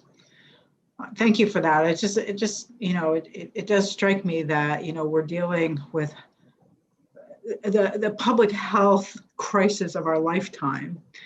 And at the same time, and in Ontario, outside of warehouses and factories in the, you know, Toronto Peel region, in the rest of the province, it is slamming our long-term care homes. That is where the numbers are. That is where we are going to be indicted on for our failure. So it just strikes me that, you know, on the one hand, we have the public health crisis of our lifetime. On the other hand, we have, I wouldn't even say a partial solution. We have a solution to addressing that public health crisis. We have a solution to not just making their lives better, not just doing the right thing for seniors' day-to-day living, which we need to do, but actually addressing that public health crisis. So I appreciate you coming out, and I appreciate the work that you've done in your home, Susan. And if I could also add, I was thinking this today that we also at the Glebe Center have a partnership with Algonquin College. We have a PSW living classroom, which we were just starting in January. And well, you know what happened then. Unfortunately, we got sidelined with that as well. Although we still have a very strong relationship with Algonquin, and we hope maybe next January we'll get it back on track. But I think that person-centered emotion-based care needs to be a huge part of the curriculum at all levels, PSW, nursing, because you know, people coming into this environment need to be, you know, butterflies, if you will, when they arrive here. And I think that's another area that really needs to be addressed. What kind of training are we giving people? Because certainly we know that this is an environment people want to work in, and when they're in these sort of culture change movements, they feel like they're part of something really special. Thank you. Thanks for coming out today. I appreciate it. You're welcome. Thank you so much, Councillor McKenney. Councillor Meehan. Thank you, Chair. I have to say that this model, any transformative model, can't come soon enough. I'm thrilled to think that we are on the cusp of, you know, besides the Glebe Center, introducing us to some of our long-term care homes. Susan, one of the challenges, though, I think is consistency in care. And one of the challenges that I think we have seen is the inability for our PSWs and even our nurses to have a consistent full-time job in one location. So how did you address that? Because we want to have the same people coming in. We don't want to have people running out part-time and running out to another location. How did you address that? And what kind of recommendations could you make for us to, you know, hopefully make this this job, I guess, to be better paid and to take it more seriously? Well, one of the things we initially did prior to COVID was we did have short shifts, and we recognized to make this work, we needed to basically get rid of all the short shifts and create as many full-time opportunities, so we would have the same care teams rotating throughout the 2-week cycle that that they're there. And we did this, we did it on a few other home areas as well, and it worked very successfully. After COVID, we sort of got out ahead of the curve, and we actually stopped people from working into homes. We did lose a lot of staff that way, but we felt it was a very important measure to keep our home as safe as possible, and it did us well. Since then, we actually, believe it or not, and we offered everybody full-time positions, even if they were part-time, full-time positions.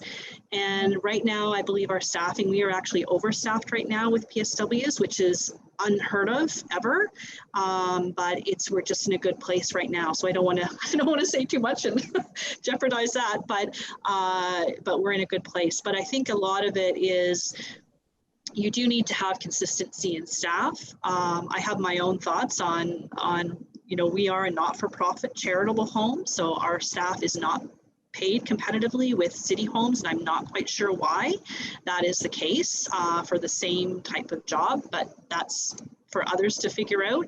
But certainly, we shouldn't be competing with each other for a qualified staff. And I'm not just talking PSWs, but recreation staff, housekeeping staff, dietary staff. They're all valuable. They're all part of the team, and they all have a huge amount to contribute. And as an industry, we shouldn't be competing against other. We're in a caring field. We're dealing with people, and but right now we're doing okay. Can I ask you why you had so many part-timers? I would assume that PSWs would prefer to have a full-time job and not be like, my mother's in a place and the caregivers were traveling, some of them by bus, to another end of the city to take another job because they weren't, a full-time job wasn't available to them in that home. Was that the case at Glebe Center? Like, why did you have the part-time positions? We have part-time positions because that's what we can afford to do prior to COVID, but after when COVID hit, we basically said what you're only allowed to work in one home, and then of course the province did that a few weeks later. We were about 3 weeks before that, and so people had a choice to either stay with us or go, and because many people work in other homes, as you're aware, many people work for the City of Ottawa. So we had some people working for the Pearly, and they make more money, and so people have to pay their bills, so they decided they would go there. So that's where we lost a lot of people, but we increased our hours to full-time for those that stayed. Okay, so they did see a wage boost, the people who stayed to work full-time? No, there was no wage boost. Okay. We just gave them, we made sure they had full-time hours. Okay, so that's very attractive to them. Okay. Yes. Okay. Yeah. There was no upfront operational increase for your, okay. Not for us. Okay, that's interesting. Okay, and let's hope that other homes see the same thing. Thank you so much. I appreciate it. You're welcome. Thank you very much, Councillor Meehan. Proceeding to questions to staff. Does anyone have questions to staff?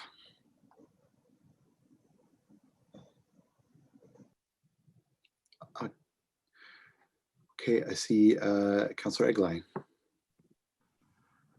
Thank you very much, Mr. Chair. So I guess I just have a couple of questions to staff. So you have two motions in front of you, and essentially they're the same motion, but for the timeline. One of the motions pushes the timeline out to a little bit later this year, but the recommendation in terms of the substance is the same. Do you have any quarrel whatsoever with Councillor McKenney's motion other than the time allotted to do the job? Mr. Lett. So Chair Luloff, to Councillor Egley, we don't have an issue with the request. The challenge that we're facing today is that we're in an environment where we're dealing with outbreaks coming in and out of the homes. We're not sure what the outcome of the commission will be. We know that there's been a number of recommendations in the first release. So we're concerned with what is going to be our obligation from a financial perspective and from a resource perspective based on the commission and the mandate from the province to move forward on that. So there's a concern for us that there's some unknowns. We are committed, and we agree with what's being discussed today, that we want to engage in transforming the care in our long-term care homes. and we want to make it happen. It's just the timing right now for us to put forward a plan without knowing where the government is in terms of the 4 hours of care that they've committed to, what's going to come out of the commission and what our requirements are going to be. It's kind of putting the cart before the horse in terms of putting forward a plan to determine what the costs are. And I will highlight that often when the government comes out with a change in long-term care, because of our collective agreement, because of our wages, we often have to subsidize that in order to implement whatever that recommendation is. So again, there's an unknown variable here. I do want you to know as well that prior to COVID, we were already moving forward with transforming the care in our long-term care home. We had conversations with the Dementia Care Matters. We looked at the costing, what the ratios are. There is a financial cost associated to this. We looked at implementing it in one of our homes and increasing the staffing levels. We've already started to move forward on the environment where we can. We are restricted in our physical environments in terms of the size of our units to meet the 12 bed, the smaller bed units. So there's significant investment, and in many cases we wouldn't be able to do that smaller model. But we have painted our units. We've added, murals to the units. We were moving forward with. We developed within our long-term care homes a group across 4 homes that were committed to developing a dementia care strategy for long-term care. Everything had to get put on hold when we went into 2020. We are part of the Transforming Long-Term Care Work Group in Ottawa, and we're committed to working with that group and moving forward with best practices. We're also looking at, what we're talking about today and what you've heard is small units in homes where they're putting in the butterfly model or our innovative dementia care models. We want to look at equity across our homes. We have 75% of our residents of 717 that have some form of dementia.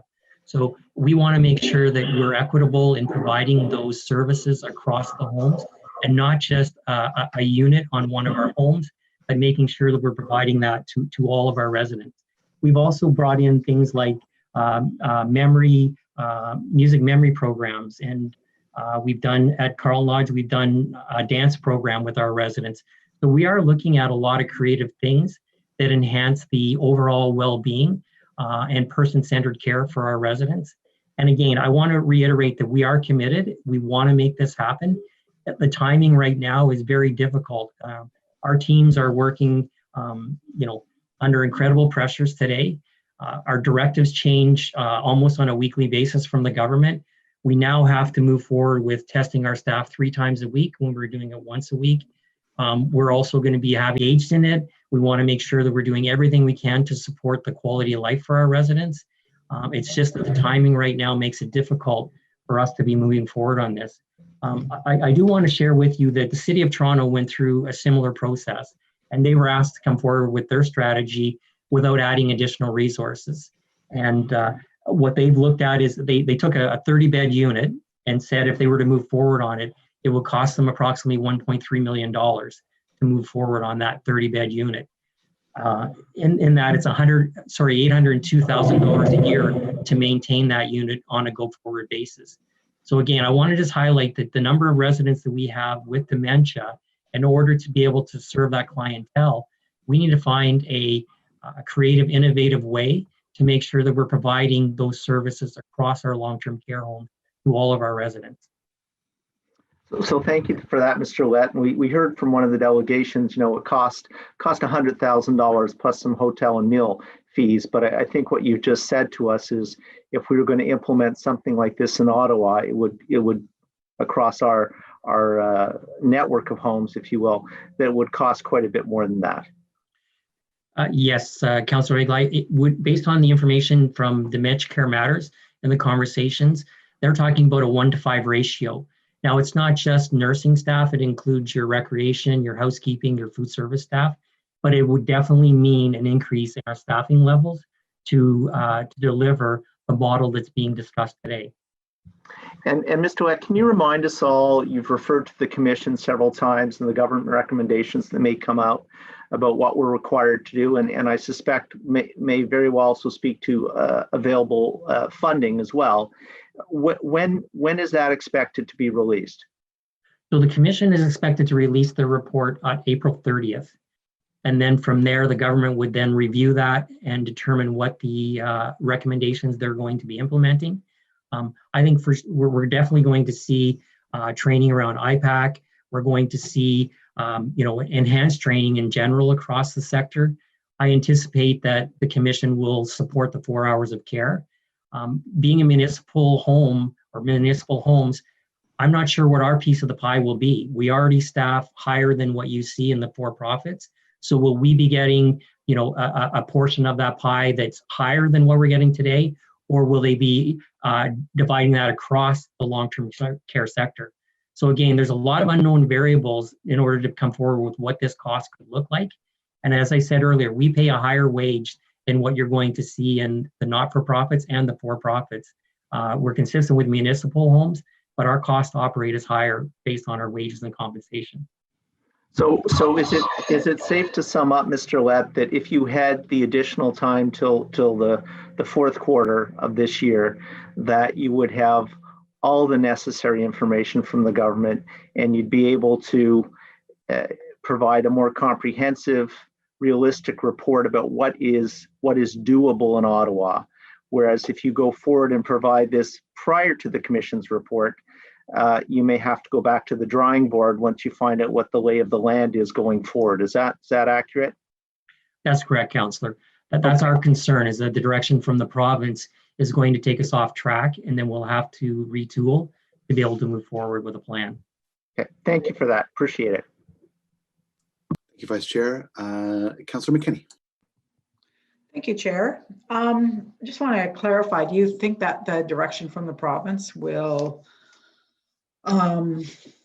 be an absolute obstacle to instituting better dementia care, Dean, or do you think that it's just simply, there will be new rules, new standards that you'll have to comply with, and so therefore it may change? It may not necessarily the model and how we move forward. I mean, we know what that looks like, but that other things may take precedence. Is that other standards may take precedence? Is that what I'm hearing? Or I just wonder, and I'll tell you why I'm asking, because I think it's a legitimate concern if that is the concern. I just wonder how others are moving forward at a time of that same uncertainty. So I'm just unclear on that. So Chair Luloff to Councillor McKinney, we're not sure. There's discussions now about opening up the legislation for long-term care. What that will mean. Will there be more legislation? Will the legislation change around how we respond to compliance? So again, our team is very concerned that we're unaware of where the government is going to take long-term care. We know that there's a real focus on it, and that we have to go through change in long-term care. We just need to know, what is the government going to mandate us to do, so we know where our capacity is to move in the direction around how we transform long-term care. And I know that you pointed out that the cost would be, I think you had said about 1.3 million for 30-bed unit, but if and when you do come forward, depending on the outcome of today, you will have to take into account the savings that other care homes have seen. Is that correct? I mean, we've heard that from, I think we have evidence from all of them that the savings actually outweighed the upfront costs. Yeah, so Chair Luloff to Councillor McKinney, we would have to look at that in more detail. I mean, there's 11 homes in the province, of which not all of them are up and running to full capacity. I know Renfrew County has been in discussions and they've signed agreements, but those homes haven't moved forward yet. So we would like to see more data around where potential savings would be to factor it into the overall program. Ultimately, the goal here would be to enhance the quality of life for residents, to do person-centered care, and we want to do that. We really want to focus on it. It's a huge transformation. It means everybody in the home is focusing on providing the care to residents. So jobs change, staffing levels would change, and there's an extensive investment in training people and even our recruitment process to make sure we're recruiting the right people that are empathetic, compassionate, and we know there's going to be a huge strain on the healthcare system in meeting not only the current but future requirements for healthcare, specifically in long-term care, as we add more beds into the system. Yeah. Well, thank you. I am, pleased to hear you say it's about person-centered care and not necessarily the cost. I think that we've learned, if nothing else, that to take care of people, we have to actually make investments in people. So I do appreciate that. That's how you're thinking. Just quickly then, would you, when you talk about an equitable approach, I think obviously we always want equity, but I'm concerned that means we wouldn't take that one unit approach. We would wait till we could address across all homes and all units and everyone living there. So rather than, say, well, my mother got good care for the last 2 years, your father may not have because he didn't fall into that first tranche. But, the alternative is that nobody gets that specialized, personalized care. So would you consider a one unit approach? I think it's something I would like to take back to our team and to look at and see how we might be able to implement that. We're also in the process of doing strategic planning, not only around our dementia care strategy, but our leadership and our succession development and training on IPAC and a number of different areas around health and safety, palliative care. So there's a number of competing priorities that we want to take into account when we put together our strategic plan. And obviously dementia care is huge, in how we're going to move forward. But it's the timing that we're being asked to commit to, that we don't have the resources to make this happen in a short window. And without knowing where the province is going to go, I think, it's not the best use of our time right now. And again, our teams are working at maximum capacity to make sure that we're maintaining the safety of our residents. And to the point that we heard from Councillor Meehan earlier, we have upstaffed in our homes. We have increased our hours so that staff are getting full-time hours where we can. We eliminated any short shifts. And so we're committed to making sure that our staff are getting the hours to maintain their livelihood, but also to make sure that we're meeting the care needs of residents. And we have added COVID upstaff in the homes. We brought in what's called long-term care helpers. And these long-term care helpers are doing more of the one-on-one with residents, the individualized programming, but also doing those connections with family members that aren't coming into the homes. We have today over 700 designated caregivers that are coming into our homes. We're now going to have to test those people a minimum of 2 to 3 times a week. So again, our teams are working at max capacity. So to move forward with this request today, we don't have the ability without bringing in additional external resources. So last question, Chair. So the reason I picked Q2 was that we also have a budget cycle. And as you pointed out, there will be a budgetary pressure. So if you're coming back in Q4 with a strategy, a plan, have we then missed that window for requesting that additional pressure in your budget for 2022? Because that's concerning if we don't, because then we're pushing it out another year. You see what I mean? Like that, this is always my concern, right? Is, it's not as simple as, we ask you for something, you come in and, it can roll out within weeks or months. So what happens with the budget ask for what you will see as a pressure? And will that be able to be presented in the 2022 budget? So we're going to build on what we're doing with our own group, where we brought together staff from across the homes. So there is some things we will be able to do in 2022 that will not require a significant capital investment. We can continue with the training that we've been doing in other areas around dementia care. Really, though, in 2023 is where we would be. In 2022, we will come to council and say, this is what we're looking at for resources, and this is what we're looking at for a cost to roll this out. And it wouldn't necessarily be one home. We'd be looking at rolling it out across long-term care. And as I said earlier, to make it equitable for all of our residents. You know, part of our planning, and I'm going off topic a little bit, but part of our planning is also what are our community needs? I heard us talking earlier today at council meeting or committee meeting about, you know, special needs for people living in our community. And so we want to factor that into our strategic planning. So it's not just about our people that have dementia, but also what are the demographics of the people living in our community? And are we going to look at specialized services for individuals within our community? 1 minute, Councillor. Okay, no, thank you. I appreciate that. But again, I do go back to my concern that this will get pushed out to 2023. So I think when we're deciding on the date today and how to, you know, how to approach this, we have to know that we're pushing off for another 2 years this type of care. So that is difficult to So if I could, just before we close off, I'd just like to share with you, you know, we do our annual satisfaction survey, and I wanted to share with you some of the results from that satisfaction survey.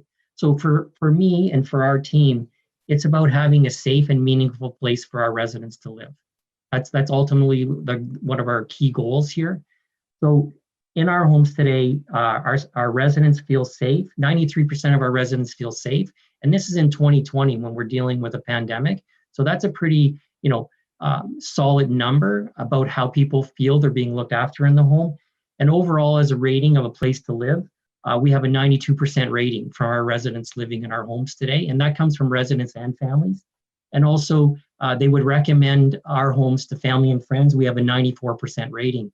So our homes, you know, despite the fact that we want to move forward in terms of enhancing our quality care for residents, we still are delivering very good care to our residents today in long-term care in the City of Ottawa homes.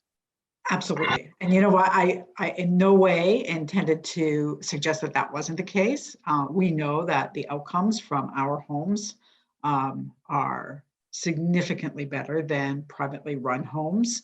And we've seen those surveys in the past, and we've always had those high satisfaction numbers. So yeah, in no way is this an indictment on the work that is being done in our long-term care homes. It's just looking at a model that we know for people with dementia makes their end of life, you know, that much better. So again, I appreciate you bringing that up because again, I don't want to in any way suggest that, you know, that the care that we're providing is it is much superior to a lot of others. So thank you. Thank you, Councillor. Councillor Kavanaugh, please. Thank you very much. I think that a lot of us feel a sense of disappointment that when we listen to what's gone on, like at the Glebe Center and from across the province in places where they've implemented this program, and then we listen to your concerns, you know, you can't help but feel like, I met, I think it's now 2 years ago with these very people, we were talking about it then, and so it is tough to listen to, you know, not that I don't get it in terms of what you're discussing, but I think people really need to feel that they, residents need to know that we're dedicated to looking and implementing the butterfly model. You know, notwithstanding the fact that we do have to look at what the province puts out in terms of changes for legislation, because obviously something has to be done better. I'm not saying necessarily that we've done things wrong, but just overall in the province, that's pretty clear. But but we can make people's lives better, and I think that that's what we're getting at, and that's why this motion is here today. So, what kind of indication can we give that yes, we're pretty serious about this? That and I get that you've already made a couple of steps, but and it's and you've been through a lot. There's no doubt about it. This COVID challenge for you has been tremendous. But what can we tell people that we're, you know, that have to wait longer, that we're committed, go in this direction. So Chair Luloff to Chair Councillor Kavanaugh, I want to reiterate to the group that our team wants to do better. I mean, we constantly, long-term care is looking to make quality improvement within our homes, and our team wants to be able to move forward. We started some really good groundwork, and then of course we got hit with the pandemic. So I want to reassure committee that we want to come back around and give you a fulsome plan about where we want to go. We're really hesitant to be able to come forward without knowing what are the other variables we're going to have to manage. And will the commission put more legislation on us? Will it put more pressure that we're going to have to allocate resources in a different direction that take us away from moving forward around transforming our dementia care model? Is there any way we can be proactive and tell the province this is the direction we want to go, notwithstanding that they're going to have some changes, but to look at this, I mean, I want this for the whole province, and we only have control over our 4 facilities, but can we ask them that we could be a pilot project so that what the commission recommends in terms of changes, that we can do that double of having those changes and doing this program. Chair Luloff, we've been working very closely with AMO. I'm on a work group that has come forward with a number of recommendations to make sustainable changes to long-term care. And we're all pushing in the same direction around improvements, increasing our staffing levels, more training, nurse practitioners. There's a number of things that we're putting on the table that will have a significant impact on the quality of life for residents. And I think we need to continue to advocate where we can to be promoting changes to long-term care. And unfortunately, it takes a pandemic of this nature to bring long-term care to the forefront. And I really think that now the government needs to address the shortfall in long-term care, and we need to take every opportunity at whatever government levels we can to be advocating on behalf of residents in long-term care. Yeah, I agree. It's just is one of the first things that I did when I got elected was meet with a group of dedicated women who had gone through so much for their own family members, usually their husbands, and the stories they had. It was pretty tough, and they want to see a permanent change. So we were talking about this before COVID, and we've met, and of course this has been a bumpy ride for this last year. There's no doubt about it. But I think we need to keep that light on and show that we're truly looking at this direction, that we're totally committed, and also push with the province. And I'm not kidding. Maybe we should tell them, look, we could be the pilot project for this, with the double whammy of having better standards overall, and frankly, more money. There should be more money tied to this to run these care centers. I think that's really a key factor, to make sure people are well paid, so that they can do their job. So why not let us be the leaders on this? Is that possible that we could put that forward? I'm happy to move a motion if you want. So Chair Luloff, again, I go back to the fact that there's a number of unknown variables for us today that makes it really difficult for us to commit. And that's why we're asking to wait till we know more about where the government is going to go, so that when we come forward with a plan, it's something that we can move forward with and we feel comfortable. And it'll also give us time to prepare, because there will be some costs, whether it's training, whether it's additional resources. And we want to make sure that we provide council with the appropriate information to make an informed decision about whether or not the commitment will be made from the City of Ottawa. Okay, thank you. Thank you. Thank you very much, Councillor. Councillor Meehan. Thanks, Chair. Dean, I would like to reiterate what my colleagues are saying. I think I understand what you're talking about, staffing and waiting for the report, but I think that we are going to miss an opportunity here. If it's not going to be before 2023, I think we should implement a pilot project. Pick a home, use many of the methods that have been tried and true. We have people who've already done it here in Ottawa. So if we can choose a location, implement what we can in the next little while, And so we can gauge what it's going to cost us. We'll know better what the cost will be, what works, how staffing is going to change, the training that staffing is going to require. I think that'll give us a leg up on the work we're going to be implementing in 2023. So if I can, again, reiterate, I think that that's what we should be doing now. We know it works. And I appreciate you doing work with the AMO, but I think we know what works. We've got 4 homes, pick one.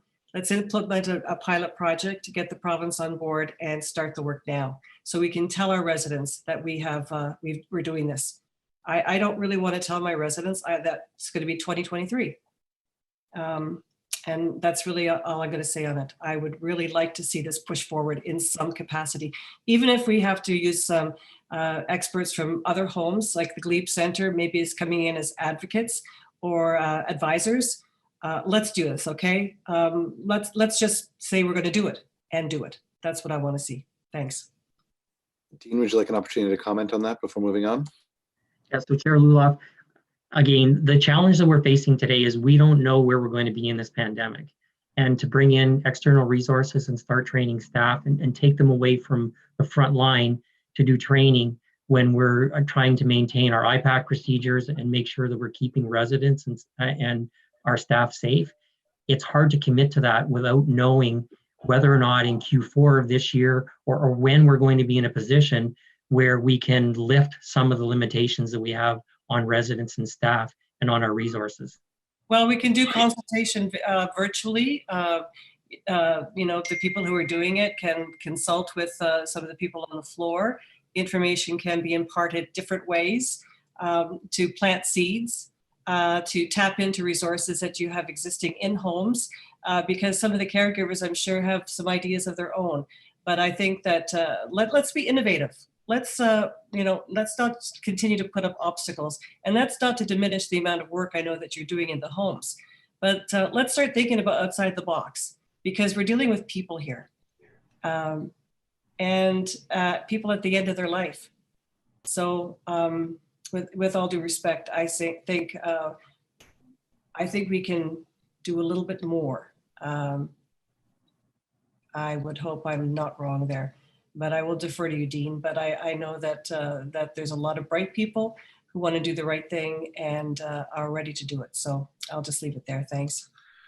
Donna, would you like to make a comment before we move on?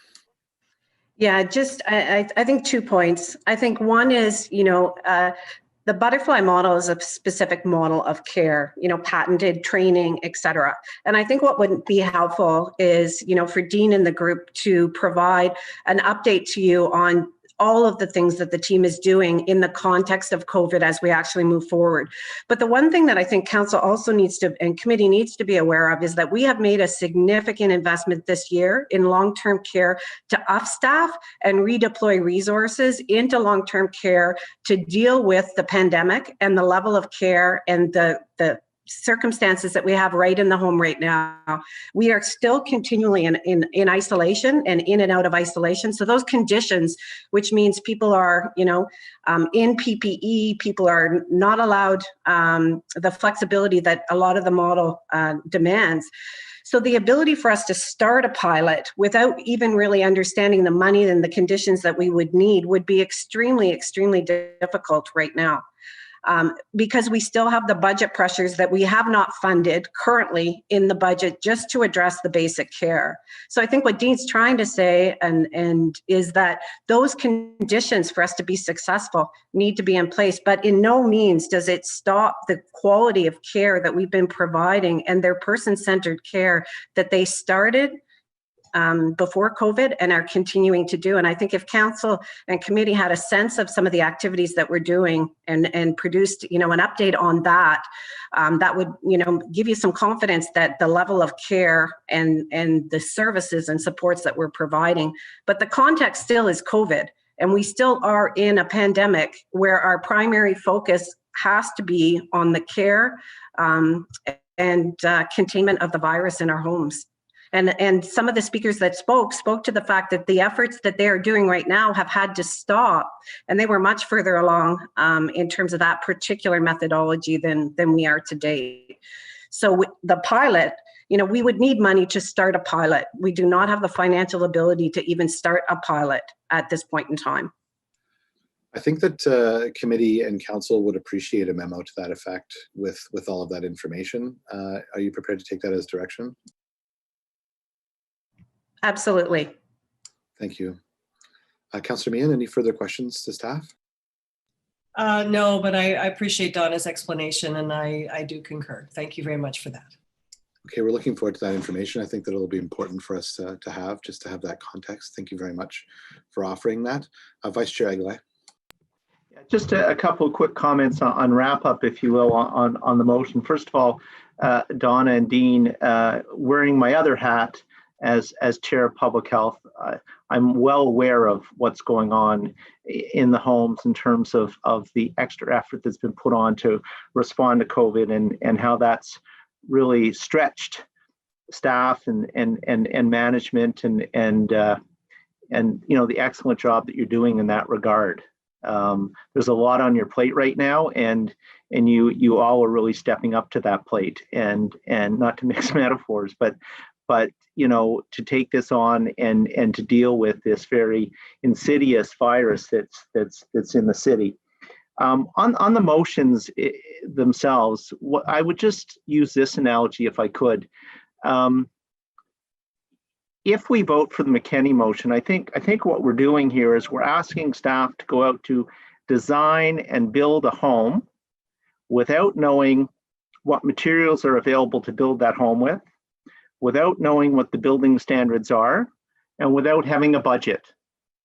And so at the end of the day, that home's not going to look very good and is going to require staff going back in once they have all those answers, redesigning, rebuilding, and fixing any errors that we may have made. So yes, this is going somewhat more slowly than people would like it to go. I understand that. We all have personal connections. We all have stories. I watched my grandmother slip into dementia long before we really understood what that meant. And I would have hoped that she could have had some sort of appropriate and proper care to assist her with that. We all have relatives and friends and family members that have gone through this. But, you know, to ask staff to go out and do something and not properly equipping them to do the job is not going to get us the result that we want. So I would urge people to support staff's recommendation, which is to give them a little bit more time to collect the relevant information, to find out what the government has in terms of both obligations going forward for people operating homes and also the resources that they're going to provide. And at the end of the day, I believe that will allow staff to bring us a more robust, substantive, practical report that we can vote on and do something with. Thank you very much, Vice Chair. Councillor McKinney on wrap up. Go ahead, please. Yeah, just very quickly. Thank you, Chair. Thank you to everyone who came out to speak today, and for our colleagues for weighing in on this. I think it's an important conversation. And while I may not agree with pushing back the timeline, I'm going to support the amendment, the amending motion. I don't want to take a chance that you know, they both will fail, and then we will be left without any direction to staff to start seriously looking at and bringing us back a plan and a strategy for the culture change that is needed in dementia care. It's not about the entire long-term care system, but in terms of people who suffer from different forms of dementia. So I will accept the amendment and look forward to the plan that we will see in Q4. Thank you. Thank you very much. Okay, so on the amendment, carried? Carried. And carried as amended. Carried. Carried. Right. Well, so the committee, so we'll move into, we have no in-camera items, and on information previously distributed, the committee has received one memo. That memo has been listed on the agenda. Does anyone wish to lift it? Seeing no one. It was on the Accessibility Advisory Committee, so we've appointed a new member from the reserve list. This is Dr. Holly Ellingwood, who is an accessibility advocate and LGBTQ2S advocate here in Orleans and was instrumental in the raising of the Pride flag for the first time here in Orleans. She'll be a wonderful addition to the community, and I'm looking forward to working with her as part of the AAC. Is there any other business? Seeing none. On adjournment, is the motion carried? Carried. Thank you, everyone. The next meeting of the Community and Protective Services Committee is scheduled for Friday, March 26, 2020. The joint CPSC FEDCO meeting will take place on Tuesday, March 2nd, 2021. Thank you to all members and previous chairs for your help throughout this meeting. It was my first chairing this meeting, so I truly, truly appreciate your help and guidance throughout it. Thank you very much, and we'll see you guys on March 2nd. Thanks. Good job, Chair. Thanks, folks.